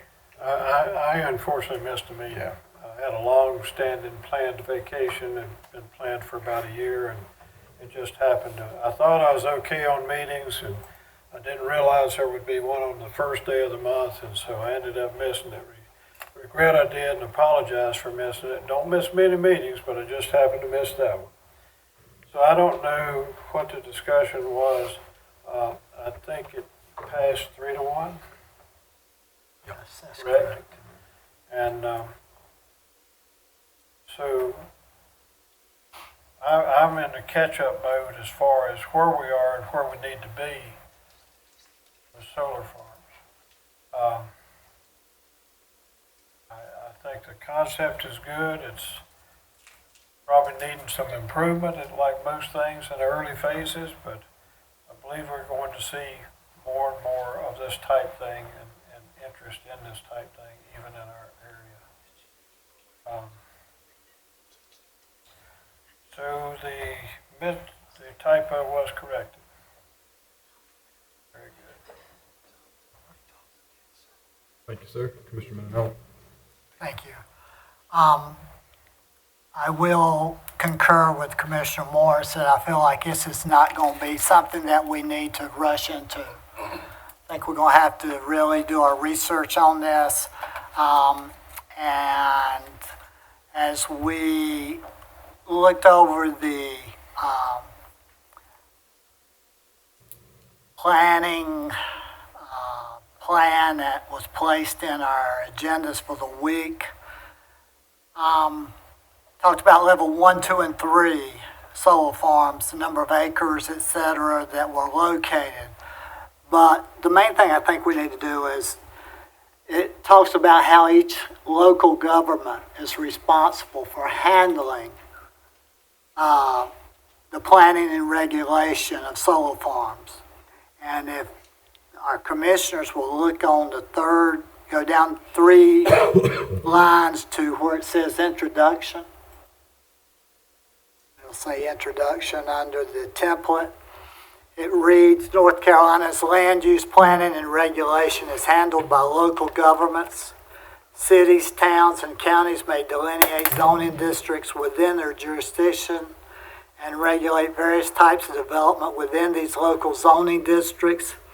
As of 2012, 87% of the state's 550 cities and 79% of the state's 100 counties have adopted zoning ordinance. Of these, only 24 cities and 18 counties have incorporated solar development ordinances into their codes, each on a case-by-case basis. This inconsistent approach to solar development regulation has created a patchwork of disparate and often undefined approaches, potentially creating unnecessary barriers to investment and development. So what I'm gathering from this is there are issues all over the state of North Carolina, not just Stokes County, to develop a plan. And with only this few cities and this few counties that have incorporated solar development ordinances into their codes, that's telling me that there's some complications in developing this plan. And that's the reason I am in agreement with Commissioner Morris that I think this is not something we're going to be able to go into and then 2 or 3 meetings, come up with something. I would say, Commissioner Morris mentioned a year. I would say it'd take it at least a year, maybe a little more, to come up with a solid plan.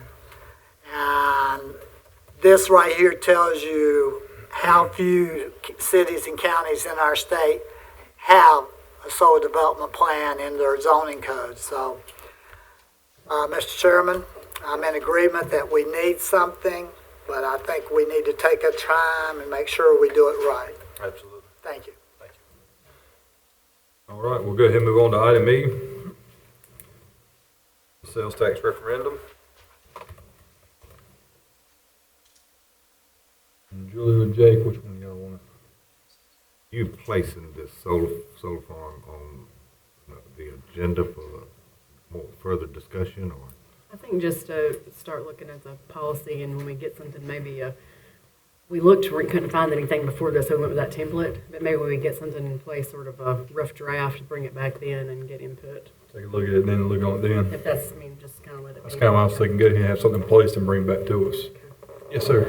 Chairman, I was thinking along those same lines and thinking maybe we can just ask our planning and zoning department to take this on as a project, develop a proposal or a policy that we can review at some point and deal with it on whatever basis seems appropriate at that time.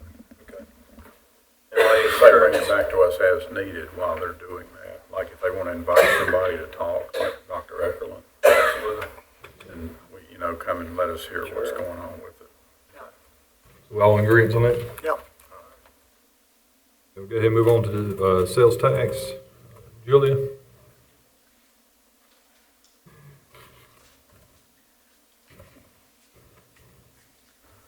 In my memo to y'all, I was correcting a statement I made at the last meeting.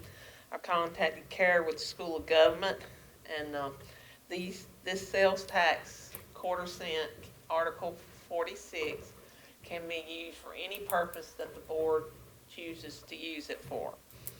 And, excuse me, and therefore, in addition, the county will keep all the proceeds, and we do not have to share them with the municipalities or the fire districts.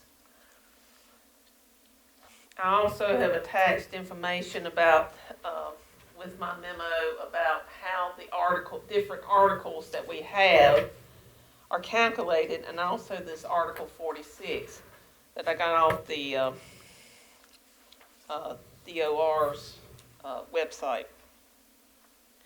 I also just took, based on what we collected in fiscal year 18-19 of Article 40, if I take half of that, it would estimate about $1,650,576. Article 42 is half, it's 820,000. So that kind of gives you a range of how much we might get. I also put it a thing off the Department of Revenue's website, listing all the counties and what they collected, and I highlighted the counties that are our size from 220 as far as the LGC looks at, and Jackson County is close to our size and is Avalon, and they collected $1,421,000 last year. So I was trying, so there was some estimates wanting of how much we might could get, and that's the only way I know how to best estimate what we might could get. And but if y'all have any more questions, I'll be happy to answer. That was Article 46, if they got that much on, Article 46. Yeah. Jackson County. Yes, yes, sir. And their population about 43,000, we're 47 something. So that's pretty close. Mr. Walker? Thanks, sir. Julia, I'm interested in the possibility of a quarter-cent sales tax for 2 reasons. And one is to reduce the ad valorem property tax that are already pretty heavily taxed citizens are paying. so many times over the years, don't raise my taxes, we're paying too much taxes. Someone no smarter than I am can figure that's an important point to our citizens. They feel like they're being overtaxed, they feel like sometimes the elected officials are not listening to them, they're doing things that raise their taxes, citizens have no input into it, they just have to bear it, write the bigger check or make the bigger payments. So I see the quarter-cent sales tax from two perspectives. One is, I want to help our schools. They need funding for various items, various projects, ongoing. It never ends. There's always expenses with the schools. The other thing is, I want to see the quarter-cent tax, if it passes, reduce the tax burden of our citizens. And I'll not support it unless that can be done. So is that possible, that part of the funds generated by the quarter-cent sales tax could be used to reduce property taxes? That's left up to the board. So it is possible. And the other thing is, I'm still trying to come up with a proportion. How much can we give back to our citizens, and how much can we allocate to the schools, for example? And so that's where I am, and that's what I'm working on, and it's probably where I will be when the dust settles.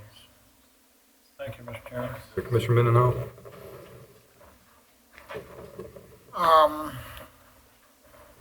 As I read over this, two things stuck out at me.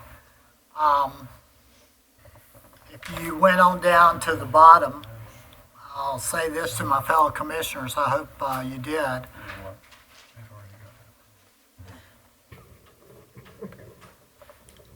Thank you, sir. Oh, sorry. I read down, I'm sorry.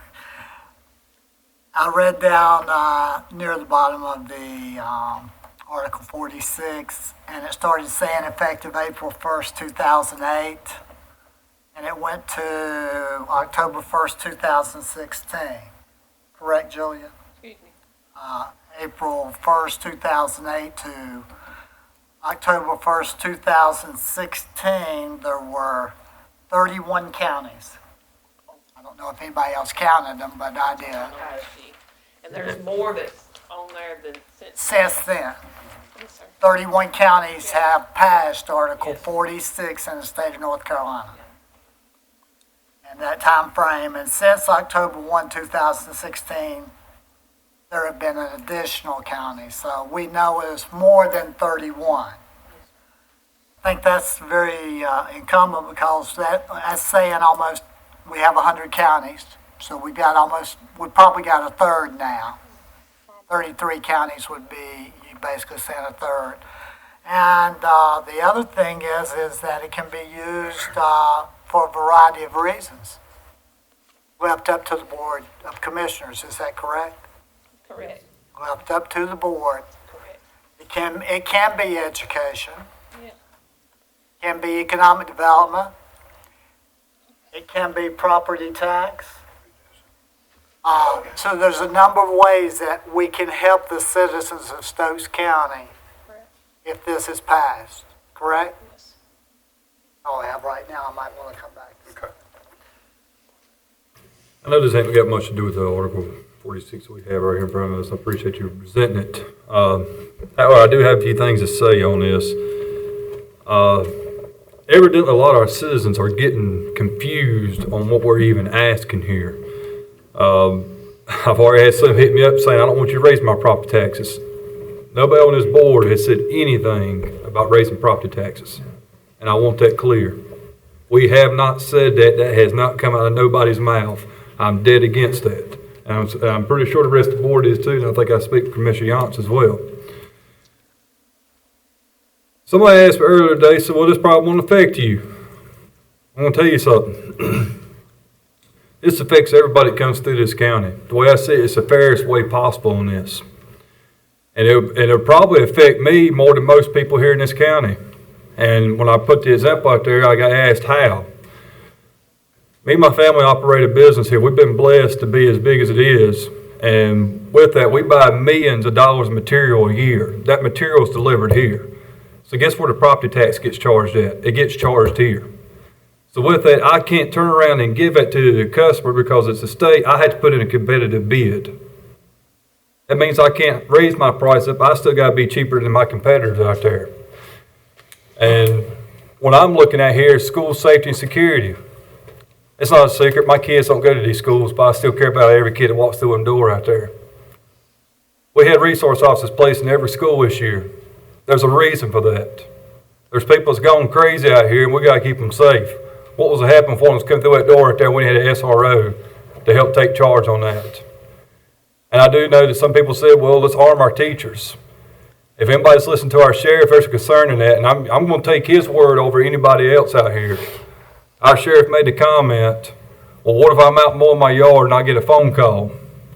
And then I go to that school in my regular clothes, and the teacher's got a gun. What if they pulled a gun shooting me, thinking I was the person that was out in the school shooting everybody? I see the concern in that. With all this right here, and I called Richard Brim, I believe it's been a few months ago, and I asked you, Richard, how many people's having problems paying their property taxes? And Richard, you're here. If you don't mind, would you mind standing up answering that question? I think we have about 200 payment arrangements right now. 200 payment rates, and are they struggling by any way? I'm aware of. We work with the folks as the board of directors to be taxpayer friendly. That's what we try to do. Is there anybody who's been evicted from their house? No, sir. Has the sheriff had to do anything in the last few years over what taxes we're paying right now evicting them from their house? No, sir. And was that some of the questions I asked you a few months ago before this right here was even brought up? Yes, sir. Thank you.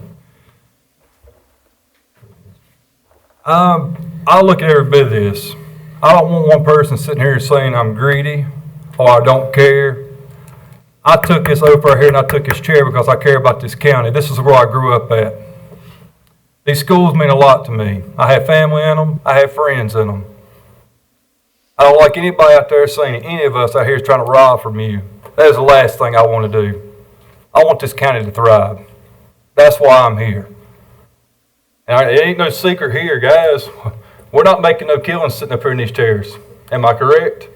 Do you guys pay your property taxes? Try to. Yeah. Every once in a while. Wait a minute, I want to clarify this. I pay my property taxes. Okay? Did you get that? Okay. Now y'all think. Yeah, at least by January the 5th. Rick, you got me on that one. Just keep Oh, going. you check the list. I'm good on the list. Richard, get with him after the meeting. Make sure we're good, up to date on his.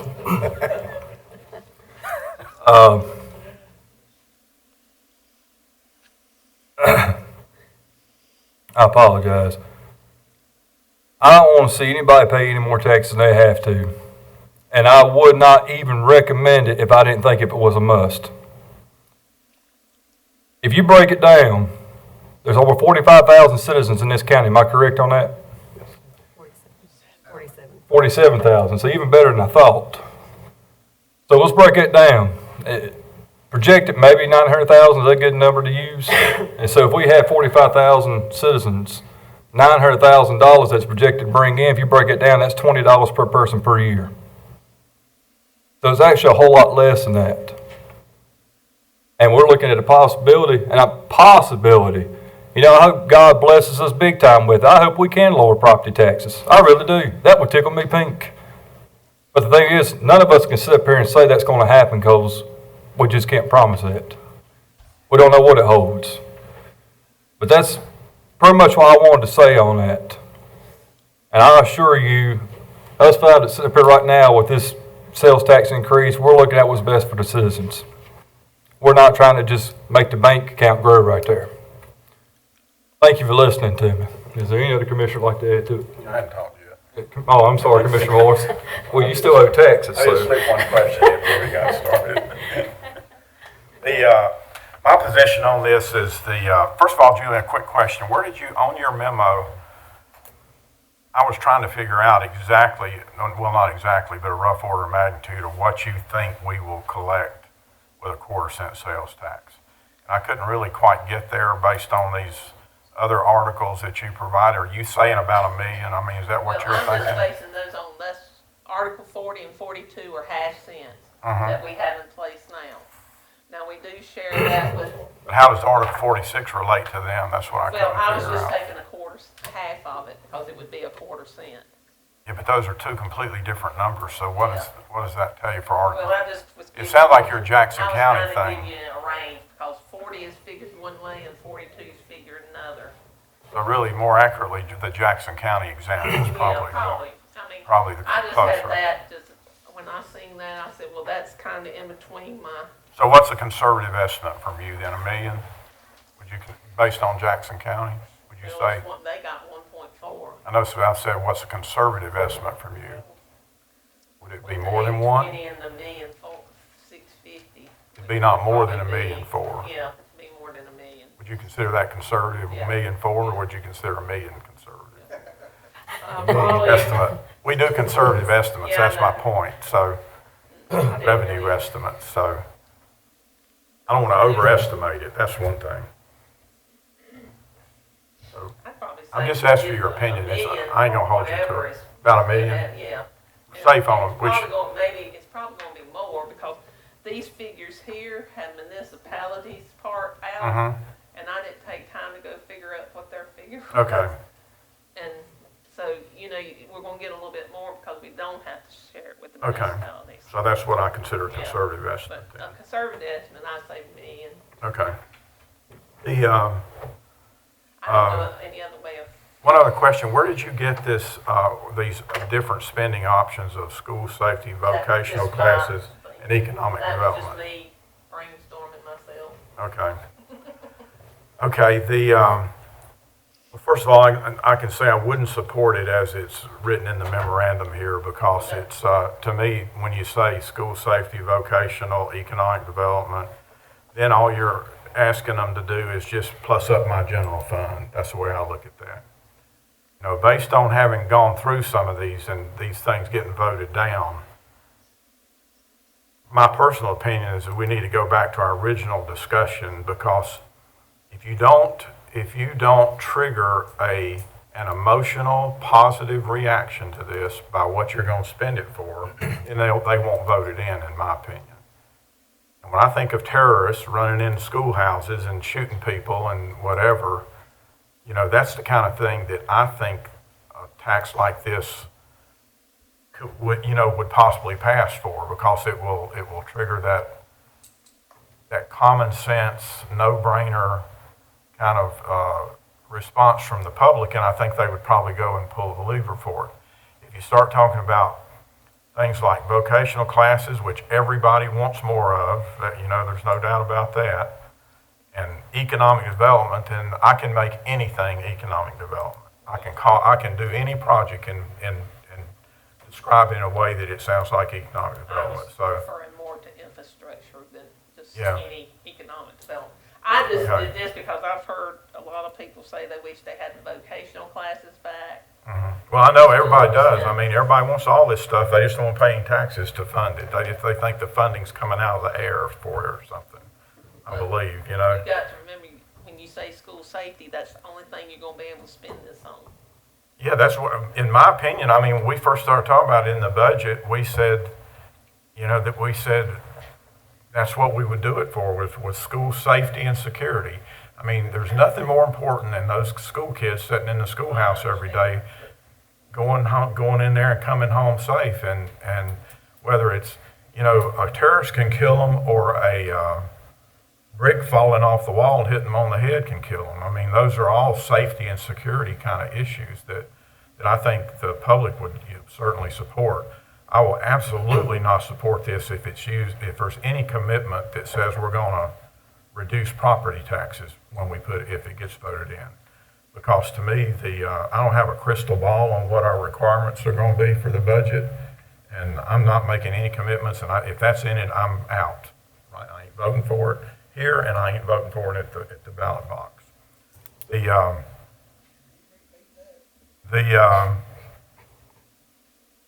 me see what else I got here. Oh, yeah, and then when you start talking about these general uses for it, like vocational classes and economic development, we need a cost estimate on, this thing needs to be specific so we can do cost estimates. It's easy to figure out what an SRO costs for every school. It's easy to figure out what the door locks cost that they put on the doors for terrorist attacks and so forth or whatever. But putting all this stuff in here like vocational classes, for one thing, vocational classes, when you get a chance to see the new building over for Sci Tech, look at the equipment that's in there, welders and such. Tremendous capital investment for to do vocational classes, even though I'm all for doing them if we can figure out a way to do it. But And I'm not saying use the money for this, I was just. I know, We're we're past that now. I think too, like once she saw maybe the large number that it was going to generate possibly after knowing that you did put the municipalities in there and the number was a lot larger even conservatively, she was just kind of offering some things of maybe. But there's nothing wrong with offering that. I'm not being critical. I just was curious how you came up with those 3 over 14 other general fund items that you could fund. But and I'm all for having a separate discussion on vocational classes, but funding recurring vocational classes with capital investment out the roof with this, to me, would probably drain, it's not that much money to start with, relatively speaking, to the budget, and that would certainly stand a chance of draining our ability to do what I think we really need to do with it, which is school safety and school security. Also, I don't know if we've discussed it or not, but what's the plan for how long this is going to last? I mean, if we got a sunset provision we're talking about, it's going to be so many years, and then Once you voted in, it's sunset. But you don't have to charge it if you. Huh? You can have a sunset, can't you? I mean, the board could stop it. Ask that. I'm sure we can. We don't have to charge tax just because we got approval to do it. I wouldn't think. I mean, you check on that and see. Ty, that's a. So if you voted in, you can't unvote, you can't vote it out? It's there forever? That doesn't make a lot of sense. The statute does not address that. It looks like to me you would have to put it back on the ballot again if you wanted to vote it out. That might be an easier one to get voted for if you take it off. Okay, well, I'd like to get some clarification on that about whether it's on until you have another referendum or where there's other ways to get rid of it. Hire SRO officers, you're gonna have that all the time. Yeah, if that's what you're using it for, which is what I thought it should be used for to start with. And we've already funding SRO officers through the school budget. Are we going to take those funds out of general fund and use the sales tax if it's put in play? Yeah, that's what I would do. I would use the sales tax for secure SROs and other security and safety things, and then that frees up money in the general fund. I mean, there's nothing wrong with that. I just don't want to do this property tax reduction thing, which makes no sense to me at all. But so I would like to get clarification on that about if we do have to have a referendum. Are you sure about that, Ty? I mean, do you need to? No, the statute does not address that. Just doesn't address it? I would have to research it. Okay, I'd like to get an answer for that if we can before we approve this. What's the schedule we have to approve this to make the referendum? Has we talked about that? The resolution and everything has to be approved and in by December 20th. December 20th. To get it on the ballot, and then if it's on the ballot and it's approved, then we have to get it into, it takes about 90 days for the DOR to actually enact it.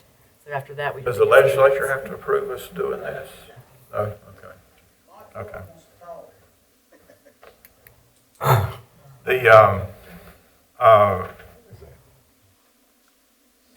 Let me see. I like this idea of a sales tax because it's a regressive tax. Now, lots of people think regressive taxes are bad. I think regressive taxes are good because everybody has to participate. Otherwise, if you're not, then you have property owners only paying all the taxes. And so that's one of the major reasons I would be supportive of it. And I think everybody should be participating instead of just property owners having to pay all the tax.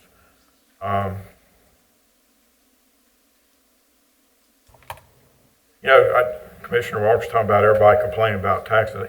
You won't believe how many people asked me during my tenure as county manager as we were going through those budgets, and which I wasn't happy with most of them, and they asked me, don't these people realize that you have to raise taxes once in a while to operate things? I've had that question 50 times, I bet. Because all this stuff costs money. You don't pull it out of the air. These ambulances and all this stuff, they go up every year in price. And in my opinion, these basic services, most of them are statutory. We have to do them. And then the ones that aren't statutory are pretty important that we provide to the citizens. And everybody expects us to do them with no revenue. I don't have a lot of sympathy for them. I mean, I'm a conservative, tax and spend efficiently conservative, not penny pinch everything to the fact that you're totally inefficient and ends up costing you more money in the long run. So that's the feedback I've got from a whole lot of folks. And so with that, however we wicker this thing, I may or may not vote for it, depending on what the final resolution or words say on it. That's all I have, Mr. Chairman. Thank you, sir. Does anybody follow up?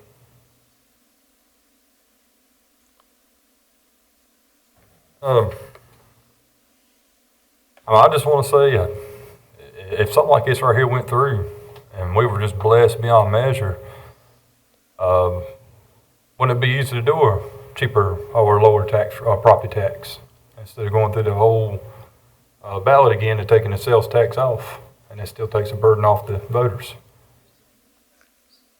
Mr. Chairman, I'm not sure I quite or completely understand your question.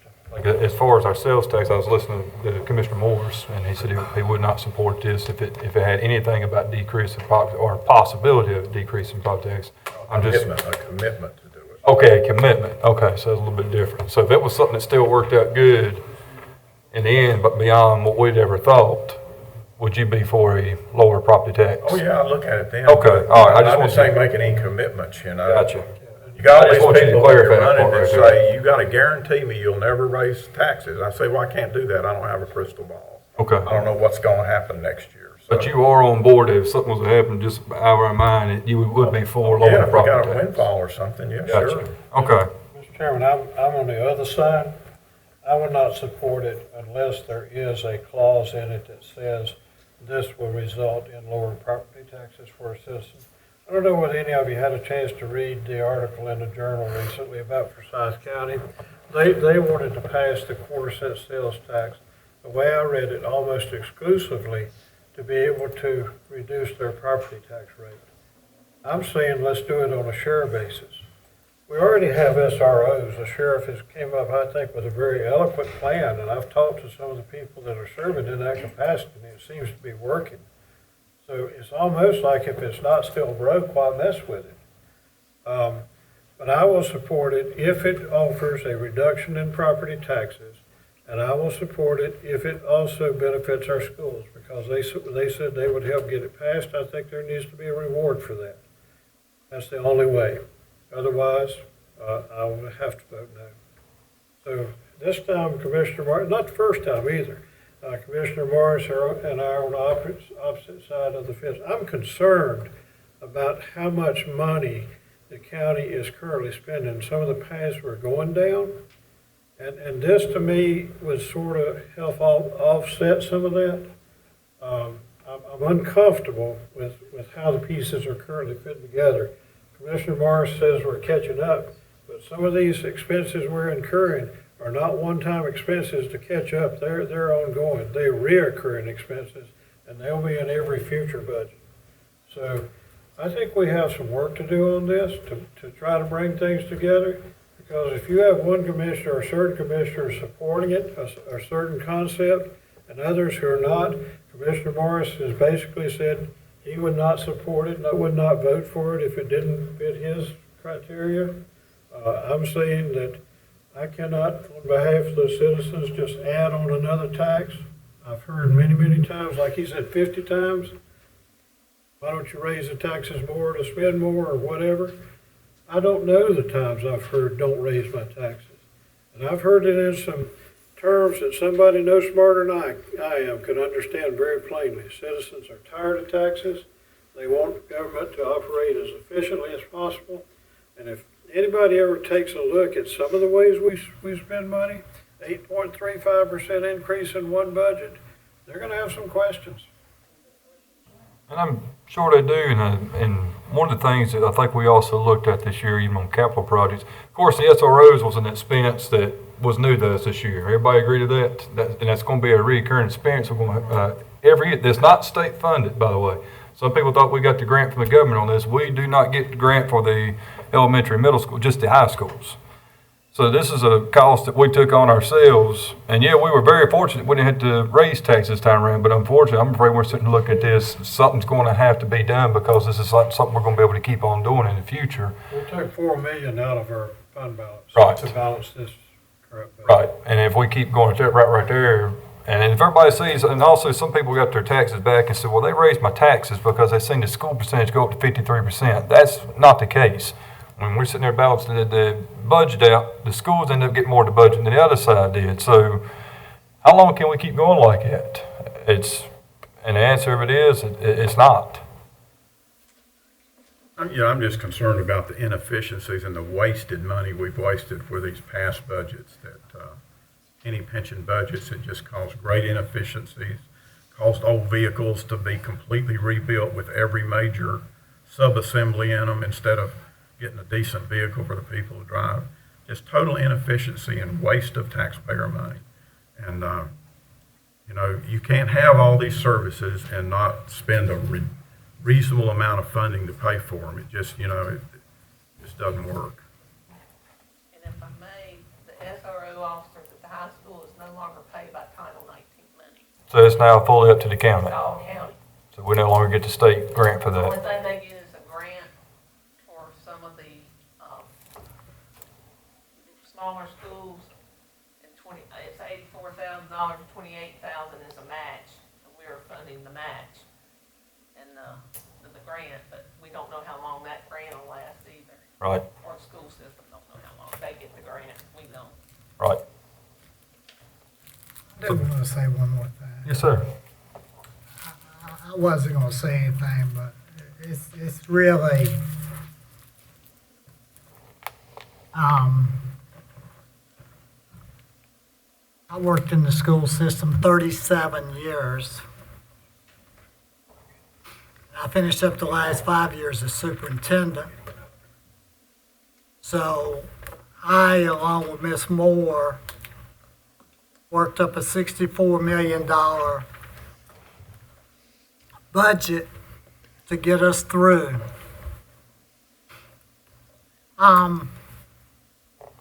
Last 2 years, we've given the school system $1.7 million for capital. Is that correct? I'll go to the chair, Ms. Knight. Is that correct? If not, I'll ask another board member. Okay, that sounds correct. Is that correct? I'm looking at you, Katie. 1.7 million for capital the last 2 years. Current expense has increased, if I am not really mistaken, 3 years in a row. Right or wrong? I'll take either one of you's answer. If not, I can bring the budget up within 2 minutes. I'm sure there has been increases with aging buildings and the needs of the county. All right, that was, we were on capital. Now I'm moving to current. Hasn't there been an increase in current on the school system the last 3 years? Yes or no? I can answer this, yes. I was just giving y'all a chance to answer.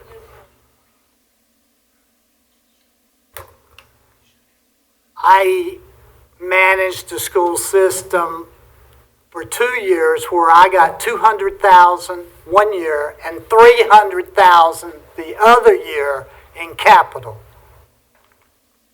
But the last 2 years we've given 1.7 million. But I sit and I listen. I'm going to tell you, school system, I love. Oh, if I didn't love schools and I didn't love children, I wouldn't have stayed in it 37 years. I wouldn't have been a principal for 13 years and a superintendent for 5, a teacher, a guidance counselor. But I'm going to tell you something. We can't keep expanding our amounts of money in every direction with the schools. If you don't agree with me, I'm sorry. We're at over $13 million on current. And nobody wants the children to be safe any more than I do. No one in this room wants these children to be safe any more than I do. But I listen to things about we've got to go school safety only, and then I hear property tax only or part. Sometimes you got to compromise a little bit and maybe go some to school safety, some to lowering property tax. People don't want their taxes. People do it. I don't care. When you're in a campaign, that's when people are going to come up to you and tell you what they want if you want to get elected. They're going to walk up to you and they're going to say, can you give me $50,000 extra for the Arts Council? Can you give me $100,000 extra for animal shelter? Or how about $300,000 extra for economic development? But yeah, I have gone through some hard times working in that school system with what I received. And we made it work. No matter whether you want to really dig down and make it work or not. I want to tell you something. I don't like taxes being jacked up. I'm going to tell you why. Go next door to my mother's house. I have 2 brothers. And if I even mention there's a possibility that taxes are going to be raised, they run me out of the house. They run me out of the house. That's my 2 brothers. That's blood.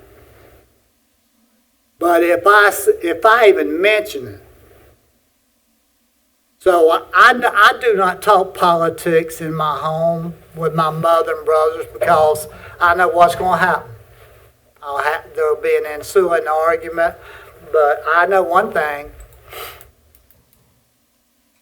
There's a lot of people that don't want taxes raised. I can tell you that. And anybody that says everybody in Stokes County or a majority of Stokes County wants taxes raised, they better get out and they better ask, because they don't. Now, if they think it can be justified and it's really something that they are behind, but most people want, do you know many people that wants their property taxes increased? Wants their property? Richard, how many people do you have call you a day and say, I want you to raise my property tax? You have anybody? I didn't think you did. So I think we got to be real careful with this sales referendum. Now, if it can help Stokes County's citizens, I'm all for it. I'm for it. If it can help Stokes County's citizens, and that includes the schools, but I don't think we have to sit and say every penny has to go to the schools when we're already giving them $1.7 million a year for capital, which takes care of buildings, construction, etc. And if you don't believe anything I've just told you, read the minutes tomorrow. Read the minutes from Shannon when she posts them. And then you go back and you look at every fiscal budget year in the last 10 years, and you'll see exactly what I'm saying is true. And some people may not like it, but that's the way it is. And I'm laying it out there for the citizens, because you know who's going to vote. If we pass this to go on the ballot, you know who's going to make the decision. It's not going to be us 5 people. We're only 5 votes. It's up to you at that point if it's on the ballot. It's up to the citizens. And if you want that sales tax, which will help in different ways, whether it's the schools or tax, property tax, or et cetera, that's y'all's choice. That's what makes democracy so great, is you get to vote. Some of the things I see going on in Washington, D.C. right now makes me sick to my stomach. It's ridiculous. But I don't want Stokes County to become that. I'm going to tell you what. I'm sorry. I've said enough. That's it. I got more comments. Mr. Morris. I kind of agree, I think, with a hidden point of Commissioner, not so hidden, Commissioner Mendenhall's comment about not receiving funding when he was superintendent. Whenever you underfund things, this is kind of basic budgeting 101. When you underfund things long enough, eventually you got to catch up, which I kind of think is what we're sort of doing now. You know, budgeting isn't rocket science. You budget a certain amount of money, you have metrics to measure whether it's working or not. When you have vehicles with the wheels falling off of them, when you have 16% county personnel turnover rate, when you have all those kind of metrics that show you that you're not operating efficiently, then there's probably something wrong with what your tax and revenue stream is doing. And, you know, I think we're just basically trying to catch up on stuff. You know, we got a architect out looking at all the buildings in the county, school buildings and county buildings. And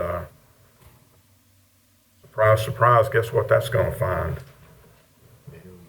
Whenever they go out and look at what's been done with these past 10 or 15 years of budgets to take care of those facilities. So that's why I'm not making any guarantees about what I'm going to do. I don't have a crystal ball, but I have a pretty good idea what could be the result of that little inspection, along with other things similar to it. So anyway, we can keep hashing this out all night, but I'll stop till we get ready to vote on it.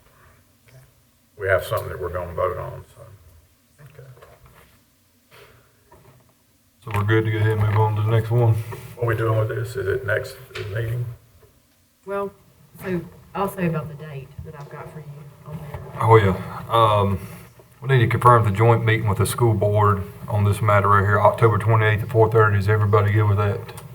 No? No, sir. October Okay, 28th. I think before we meet with the school board, we have some work to do. Because we don't know until we kind of resolve some things on our end, how much percentage there's going to be for the school board. And I think the amount they have to work with would determine what they'll be looking at to do. I think we have some work to do before we meet with the school board. I agree, but I believe the meeting with them is to go over some of the stuff that's actually going on in the schools that's wrong right now. They kind of give us some info so we can start getting our stuff straight as far as safety projects. I'm aware of safety deficiencies that need to be treated on an urgent basis. I ongoing have relied on the sheriff's input to assess the current status of safety and security in our schools, and he hasn't mentioned anything that's of a super urgent nature that needs to be dealt with. Well, We've taken steps. We have a resource officer in every school. But also- We've made some good strides toward dealing with it, and I'm not sure what's left. We're also talking about safety as far as safety of students, like any kind of danger area if there's on the school. As far as safety and security, that's kind of what I believe we was talking about, what that was defining. Ask a question. Who requested that meeting for the school? I did. They requested, or you did? I requested, yep. I'm not on board, not right now, I might be later, but not right now. Well, we just will run, that's totally up to you all when you want to meet, but we have there's one more meeting in October, 2 meetings in November, and we have till December 20th to adopt, or actually get in a resolution. Ty's got to create that, stating the purpose for it and all that. So if we don't meet that deadline, we won't make the deadline to get it on the primary. So just the timeline's a little bit of that. So we could certainly set it up in a later time if you think we still have time to do it and get it done.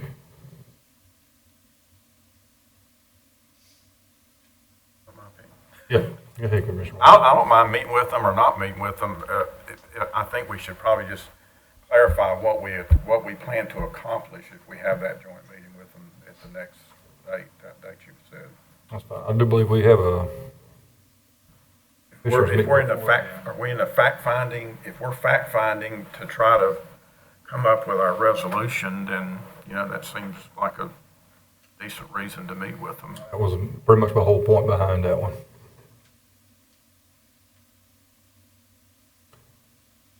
Is everybody good or not good with the meeting? Not right now, maybe later. Do you want to look at a different date? I mean, do you want to put it on the next meeting's agenda for more discussion between you about purpose, and then look at a date in November to meeting with a joint meeting? Would that make you feel more comfortable to do it that way?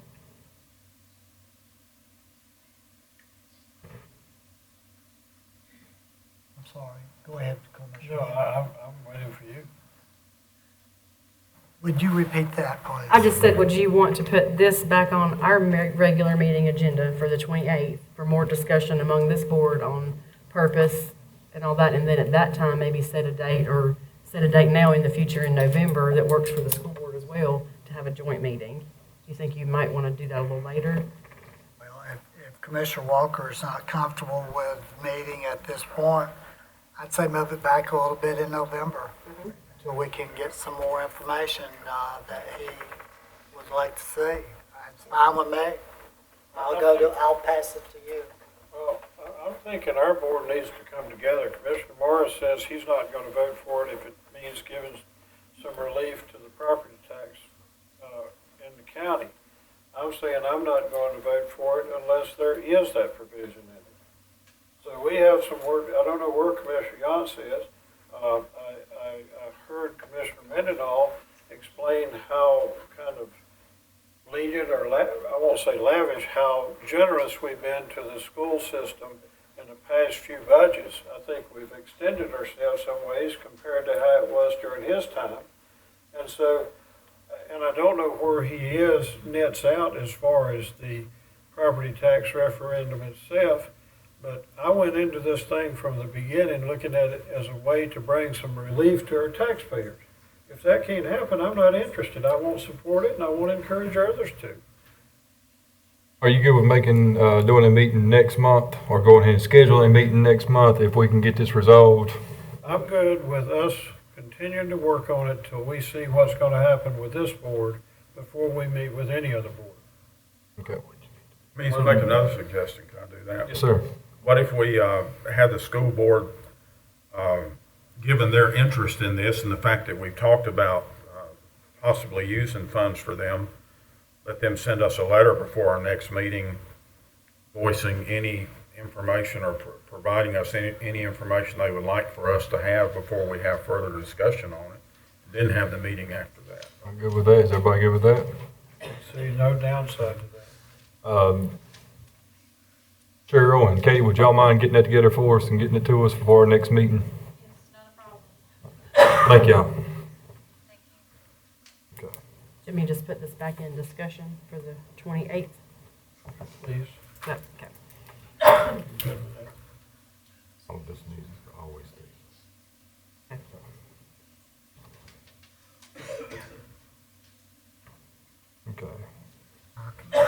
Moving on to item F, the Fire Commission vacancies. Okay, Mr. Chairman, I'd be more than happy to handle this for you if you would like. Thank you, sir.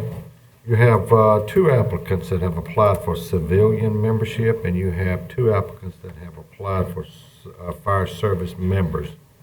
In these vacancies that are there, you have Lane Wagner as a full-time vacancy for the civilian, and you have Steve Fagg will also be a member under the civilian membership. Steve will finish out the term of Elvis Amos, and then there's a vacancy that has just opened up in November the 1st, I'm assuming, for Wayne Wagner. And then you have two applicants for fire service members positions, and one of them is Donnie Mabe and Brad Mitchell. And I'm requesting that the board see fit to appoint these gentlemen as the civilians and as the service members to the Fire Association. Thank you, sir. I'll go ahead and open the floor for nominations. Motion to close nominations. Who was nominated? Lane, those four he just named off. So, I'm with you. Sales tax thing get you all stirred up. It doesn't take much. I have a motion and a second. Any discussion? All in favor, say aye. Aye. Is there anybody mentioned in his motion? Okay, we'll move on to item G.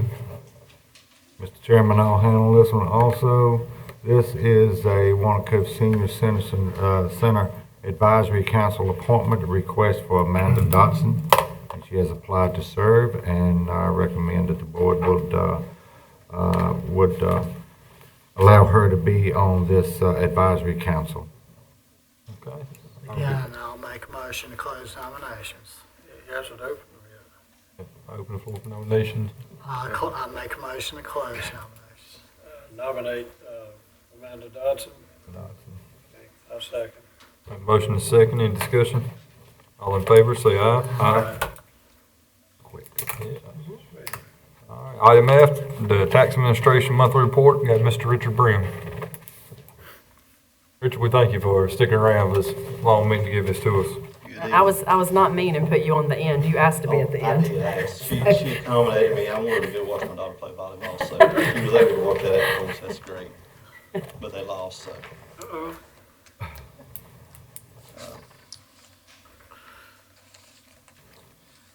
First item I've got is the monthly tax collection status report. It shows that we're doing real good. We're up to almost $12.5 million collected, or 57.69% of the amount in budget. We're a little ahead of where we were last year at this time, so that's a good indication we should meet budget. The next item I've got is our our quarterly discovery and garnishment report. We've discovered over 200 accounts that total a value of $3.1 million. It's generated $29,525 in revenue. We've also processed 250 garnishments with a levy of $136,398. The next item I have is the quarterly EMS billing and collection report. It shows that we billed 1,157 transports, charged almost $750,000, collected a little over $300,000, and have written off $182,821 due to contractual obligations. The next item I have is the quarterly DataMax Interstate Collection Report, including NC debt set-off. It shows that we've collected a little over $16,000 in the first quarter of this physical year. Moving on to our releases, less than $100, we have 5 accounts that total $307.60. Next item is real and personal refunds, less than $100. We have 10 tax bills that total $555.48. Moving on to real and personal releases more than 100, We have one account totaling $290.82. And then finally, we have, next item is the real and personal refunds more than $100. We have 3 accounts that total $569.51. The next item, the last item I have, I'm excited to share that with the board. It shows our public service companies and a breakdown of how they are valued. Public service companies are utilities. They are paid by the Department of Revenue. We received that information in early September. It shows that our public utilities value increased from $599 million to a little over $671 million. So we had a $72.1 million increase. And 99.11% of that increase is contributed to Duke Energy. And what this means for the county, this year's budget, the current budget we're in, county commissioners will have $475,783 in additional revenue that over and beyond what we budgeted, because we took a conservative approach and used last year's figure. And also, the Service Fire District, their increase will be about $54,635.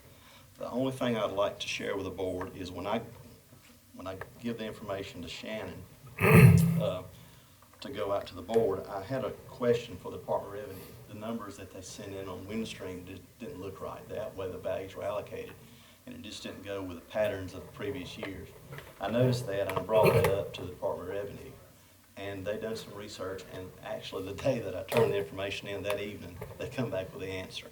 So there's a little bit of revision in, if I can come up, a little bit of revision in some of the numbers, but they only apply to the city of King and King Fire District. And they're not very big, but there's a little bit of difference.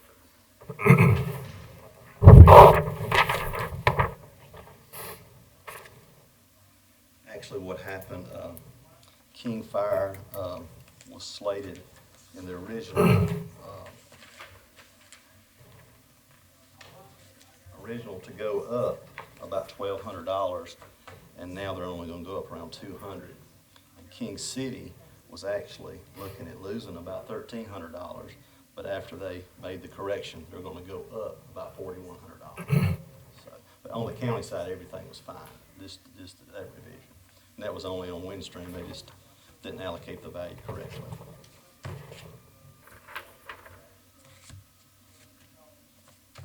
But that's all I have, other than asking for a couple items to be moved to the consent agenda for October 28th meeting. Okay. Richard, first off, I want to apologize. I didn't mean to interrupt you. I got choked on some water. It went down the wrong way. Totally understand. But I'm glad to hear. It wasn't because of the figure you told you, it was before that. So it's good to hear we got that extra income coming in. So we'll say God's already blessed us with things and don't even see it. So definitely give the glory to Him. Anybody else have any comments? Or Commissioner Morris? Yeah, Richard, good to see you. Good report, as usual. Two non-related questions directly to your report. First of all, on the solar farm thing, I talked to David, and I assume he's talked to you, but I'm looking for a revenue number that thing will produce, not the revenue on the other one, but what this big one's going to produce. And if you can take the revenue on the small one and use that to figure out what the big one will produce, but I'd just like to get a rough order of magnitude on what tax revenue we'll get from that 1,000-acre solar farm. I can do that specifically, but a good number, just a round number, conservative number, is about $300 per acre. And the majority of that... Per acre of that's actually being used for the solar panels or for the whole acreage?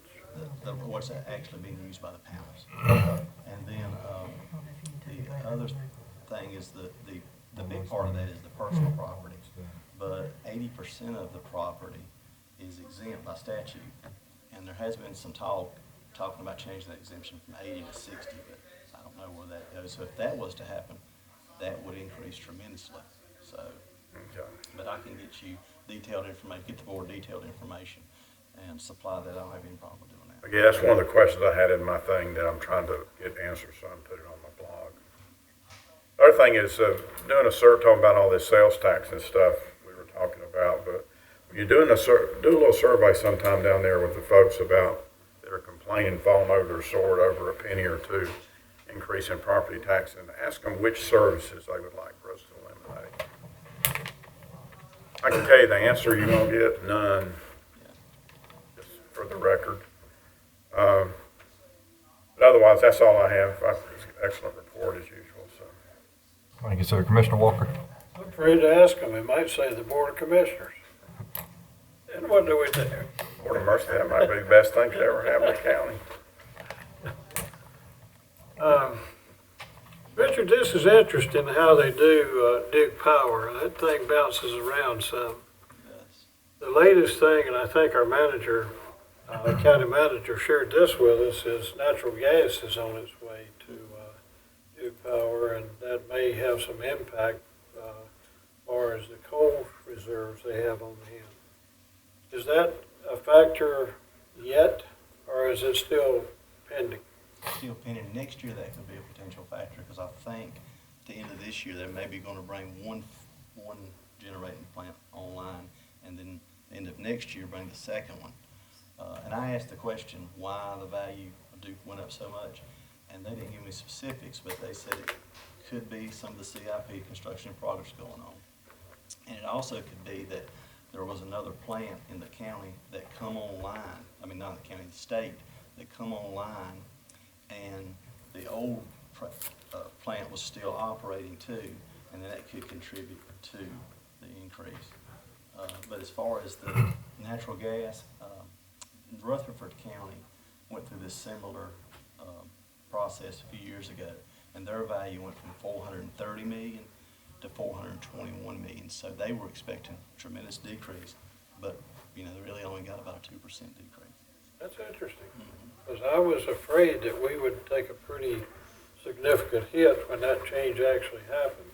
Jake and myself went to a meeting, I think, end of January, and we asked Department of Revenue that specific question. And what they were saying, they weren't committed, but what they were saying was favorable. It wasn't like that we were just going to get cut tremendously.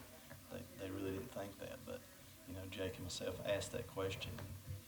You would be concerned with this type of revenue here that the utilities pay, with Duke Power being such a large presence in our county.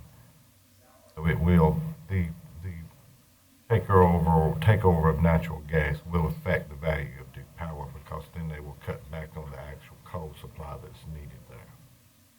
So that's what Richard was alluding to, as far as one county only seeing a small decrease, and that's what we were after, to try to find out what it would do here in our county. So, because Duke Power, I think, is over 15% of our actual taxes. yes. That's Over 15%. That's significant. Yes. Thank you. Thank you, Mr. Chairman. Yes, sir. Commissioner Mendenhall? Good report, by the way. That's about all I have to say is you did an excellent job, Richard. And I think ever since you've taken over for Stokely, each report you brought to us, I think has been very accurate, very forthward. So, thank you. Thank you, Rich. Appreciate all you do for us. And you said you needed some things put on the agenda for action next. I'm glad you said that. Just the two items, the releases and refunds, more than $100. Just Okay. Consent.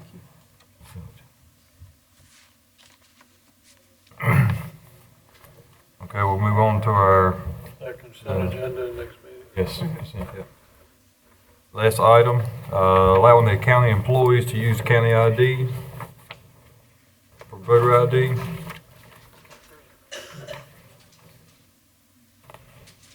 This is just, Mr. Chairman, this just allows the employees, the governments to adopt and approve and let us fill out an application that will allow our employees to use their employee identification badge instead of their license if they wanted to. So I don't see anything that would bothered or affect anything, but it does need approval by the board, so we could move forward with the application if you'd like for them to do that. Okay. Is this anything that needs to be done quickly or just Can it be next meeting? It's due by the 26th of October. 26th. So And we just probably need to do it received the tonight then. email today, so yeah, if you want to consider or want them to be able to use that ID, we'd have to approve it tonight in order to do it. If not, it just won't be able to get there for the application deadline. Does any of the board have any questions? We need to make a motion before we have discussion. Need to make a motion for you. Rules of parliamentarians say you gotta make a motion. I make a motion, we move this to action tonight. Gotta have a second and a vote, then you can have discussion. A motion and second, discussion, Commissioner Morris? Yeah, I had a question about, you're gonna do an application for this? It's just, yeah, the application is actually included in that. It's just a one-page basic application that you can put in for a local government entity to allow employees of a county government to use their county IDs to vote with. And you're pretty much certifying that you've already certified their license, social security, ID kind of things. I doubt many people would exercise to use their ID, but just in case somebody went to vote and had to use their ID, even if they're early voting or something, they'd be allowed to use it. Not something that you have to do, it's just something the Board of Elections offers. And my question was, do you have to make your requirements for issuing those badges more stringent to get this? No, as long as you verify their, all of their documents, like with HR when they get hired, which we have to do, then you're okay. They may change the rules later on, but right now that's all they're going by. Wouldn't be hard to forge an ID like the county uses. They're Right, not that complicated. That's And what it's not something that we have to do. It's just something that Jason sent over today because he got the email and he wanted to give you the option I'm on fine it. with it. So we could certainly wait and do it another year and do it, or Commissioner Walker? Yes, sir. We're actually in discussion, so I did have some discussion. Really a question, if I may, for our county manager. I don't see a problem with this, but it's so fresh, it's just kind of tossed toward us at the 11th hour, so to speak, and really haven't had a chance to review it or think about it. So I'd be very interested in our county manager's take on it. Jake, do you see any problem in okaying this, or do you have any reservations, or could you recommend it, or are you with this? I don't have a problem with it. I really don't, Commissioner Walker. It's just another form to allow them to utilize their employee's badge to verify who they are. And our employee badge is also got a barcode on it that is tied to here. So it's just another form for them, allow them to have it. I really don't see any of the employees actually using it because they're gonna walk in and show their license anyway. Most people do. It's just, if you want to allow them to have something extra, it's there, and we got to fill this application out within a certain period of time, which is forcing us to have this on the action agenda today. And it really doesn't hurt anything for us to move forward with it. Yeah, I have no problem with it being moved to action Is everybody good with that? to meet the time constraints. Okay. we're gonna move it to Move it to action. action. Okay. Moving on to our action agenda. Item A, the surplus property and upset bid procedure. I'll do that because Glenda is not here tonight. So that was at the last meeting, I actually submitted this to you because she was in school. And we started the upset bid process, or started the advertising of this in the paper. All of these properties, all three were ran in the paper, a lot with the guidelines of the statute that requires us to do that under your approval. There were no upset bids received by the deadline. And so now we just have to have permission to actually accept the bids by these individuals, and we can move forward with selling them that property since no one put in an upset bid. Okay. I have a motion. So moved. Second. Any discussion? All in favor, say aye. Aye. Opposed? Item B, the Fire Marshal Office Space Approval and Budget Amendment Number 33. Mr. Chairman, this is something that the board discussed last board meeting concerning Fire Marshal being moved to the Autumn Square area location due to the sheriff needing extra space in the courthouse. Scott Aaron had done what he was requested to do with Glenda and everyone that was involved in forward to find out exactly what needed to be done on upgrading an office space at Autumn Square. He'd visited the location and looked at two areas that you asked him to, and one of them was in the basement area where the garage is at, and one's upstairs where it's being rented. This section is vacant, and it's been vacant for a while. They, due to the public being able to access it easier and be more visible to the public, they are requesting to be the upstairs portion that you would see in, that he has here from the previous agenda. And it would, then you would also see a budget amendment that they have went through and looked and see where it's costing approximately $5,000 to do what type of renovations is needed in it for them to get this done, move forward, and the fire marshal's office will move to Autumn Square. Okay. We'll have a motion. Motion to approve amendment in Autumn Square. And budget amendment. And the budget And a budget amendment.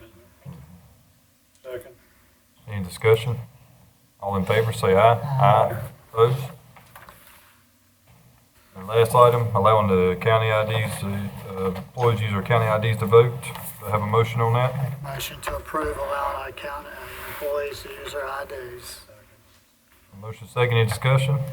All in favor, say aye. Aye. Opposed? Motion Make a taken. motion to adjourn. Hallelujah. Second, third, fourth. Any discussion? All in favor, say aye. Aye. Opposed? Meeting adjourned.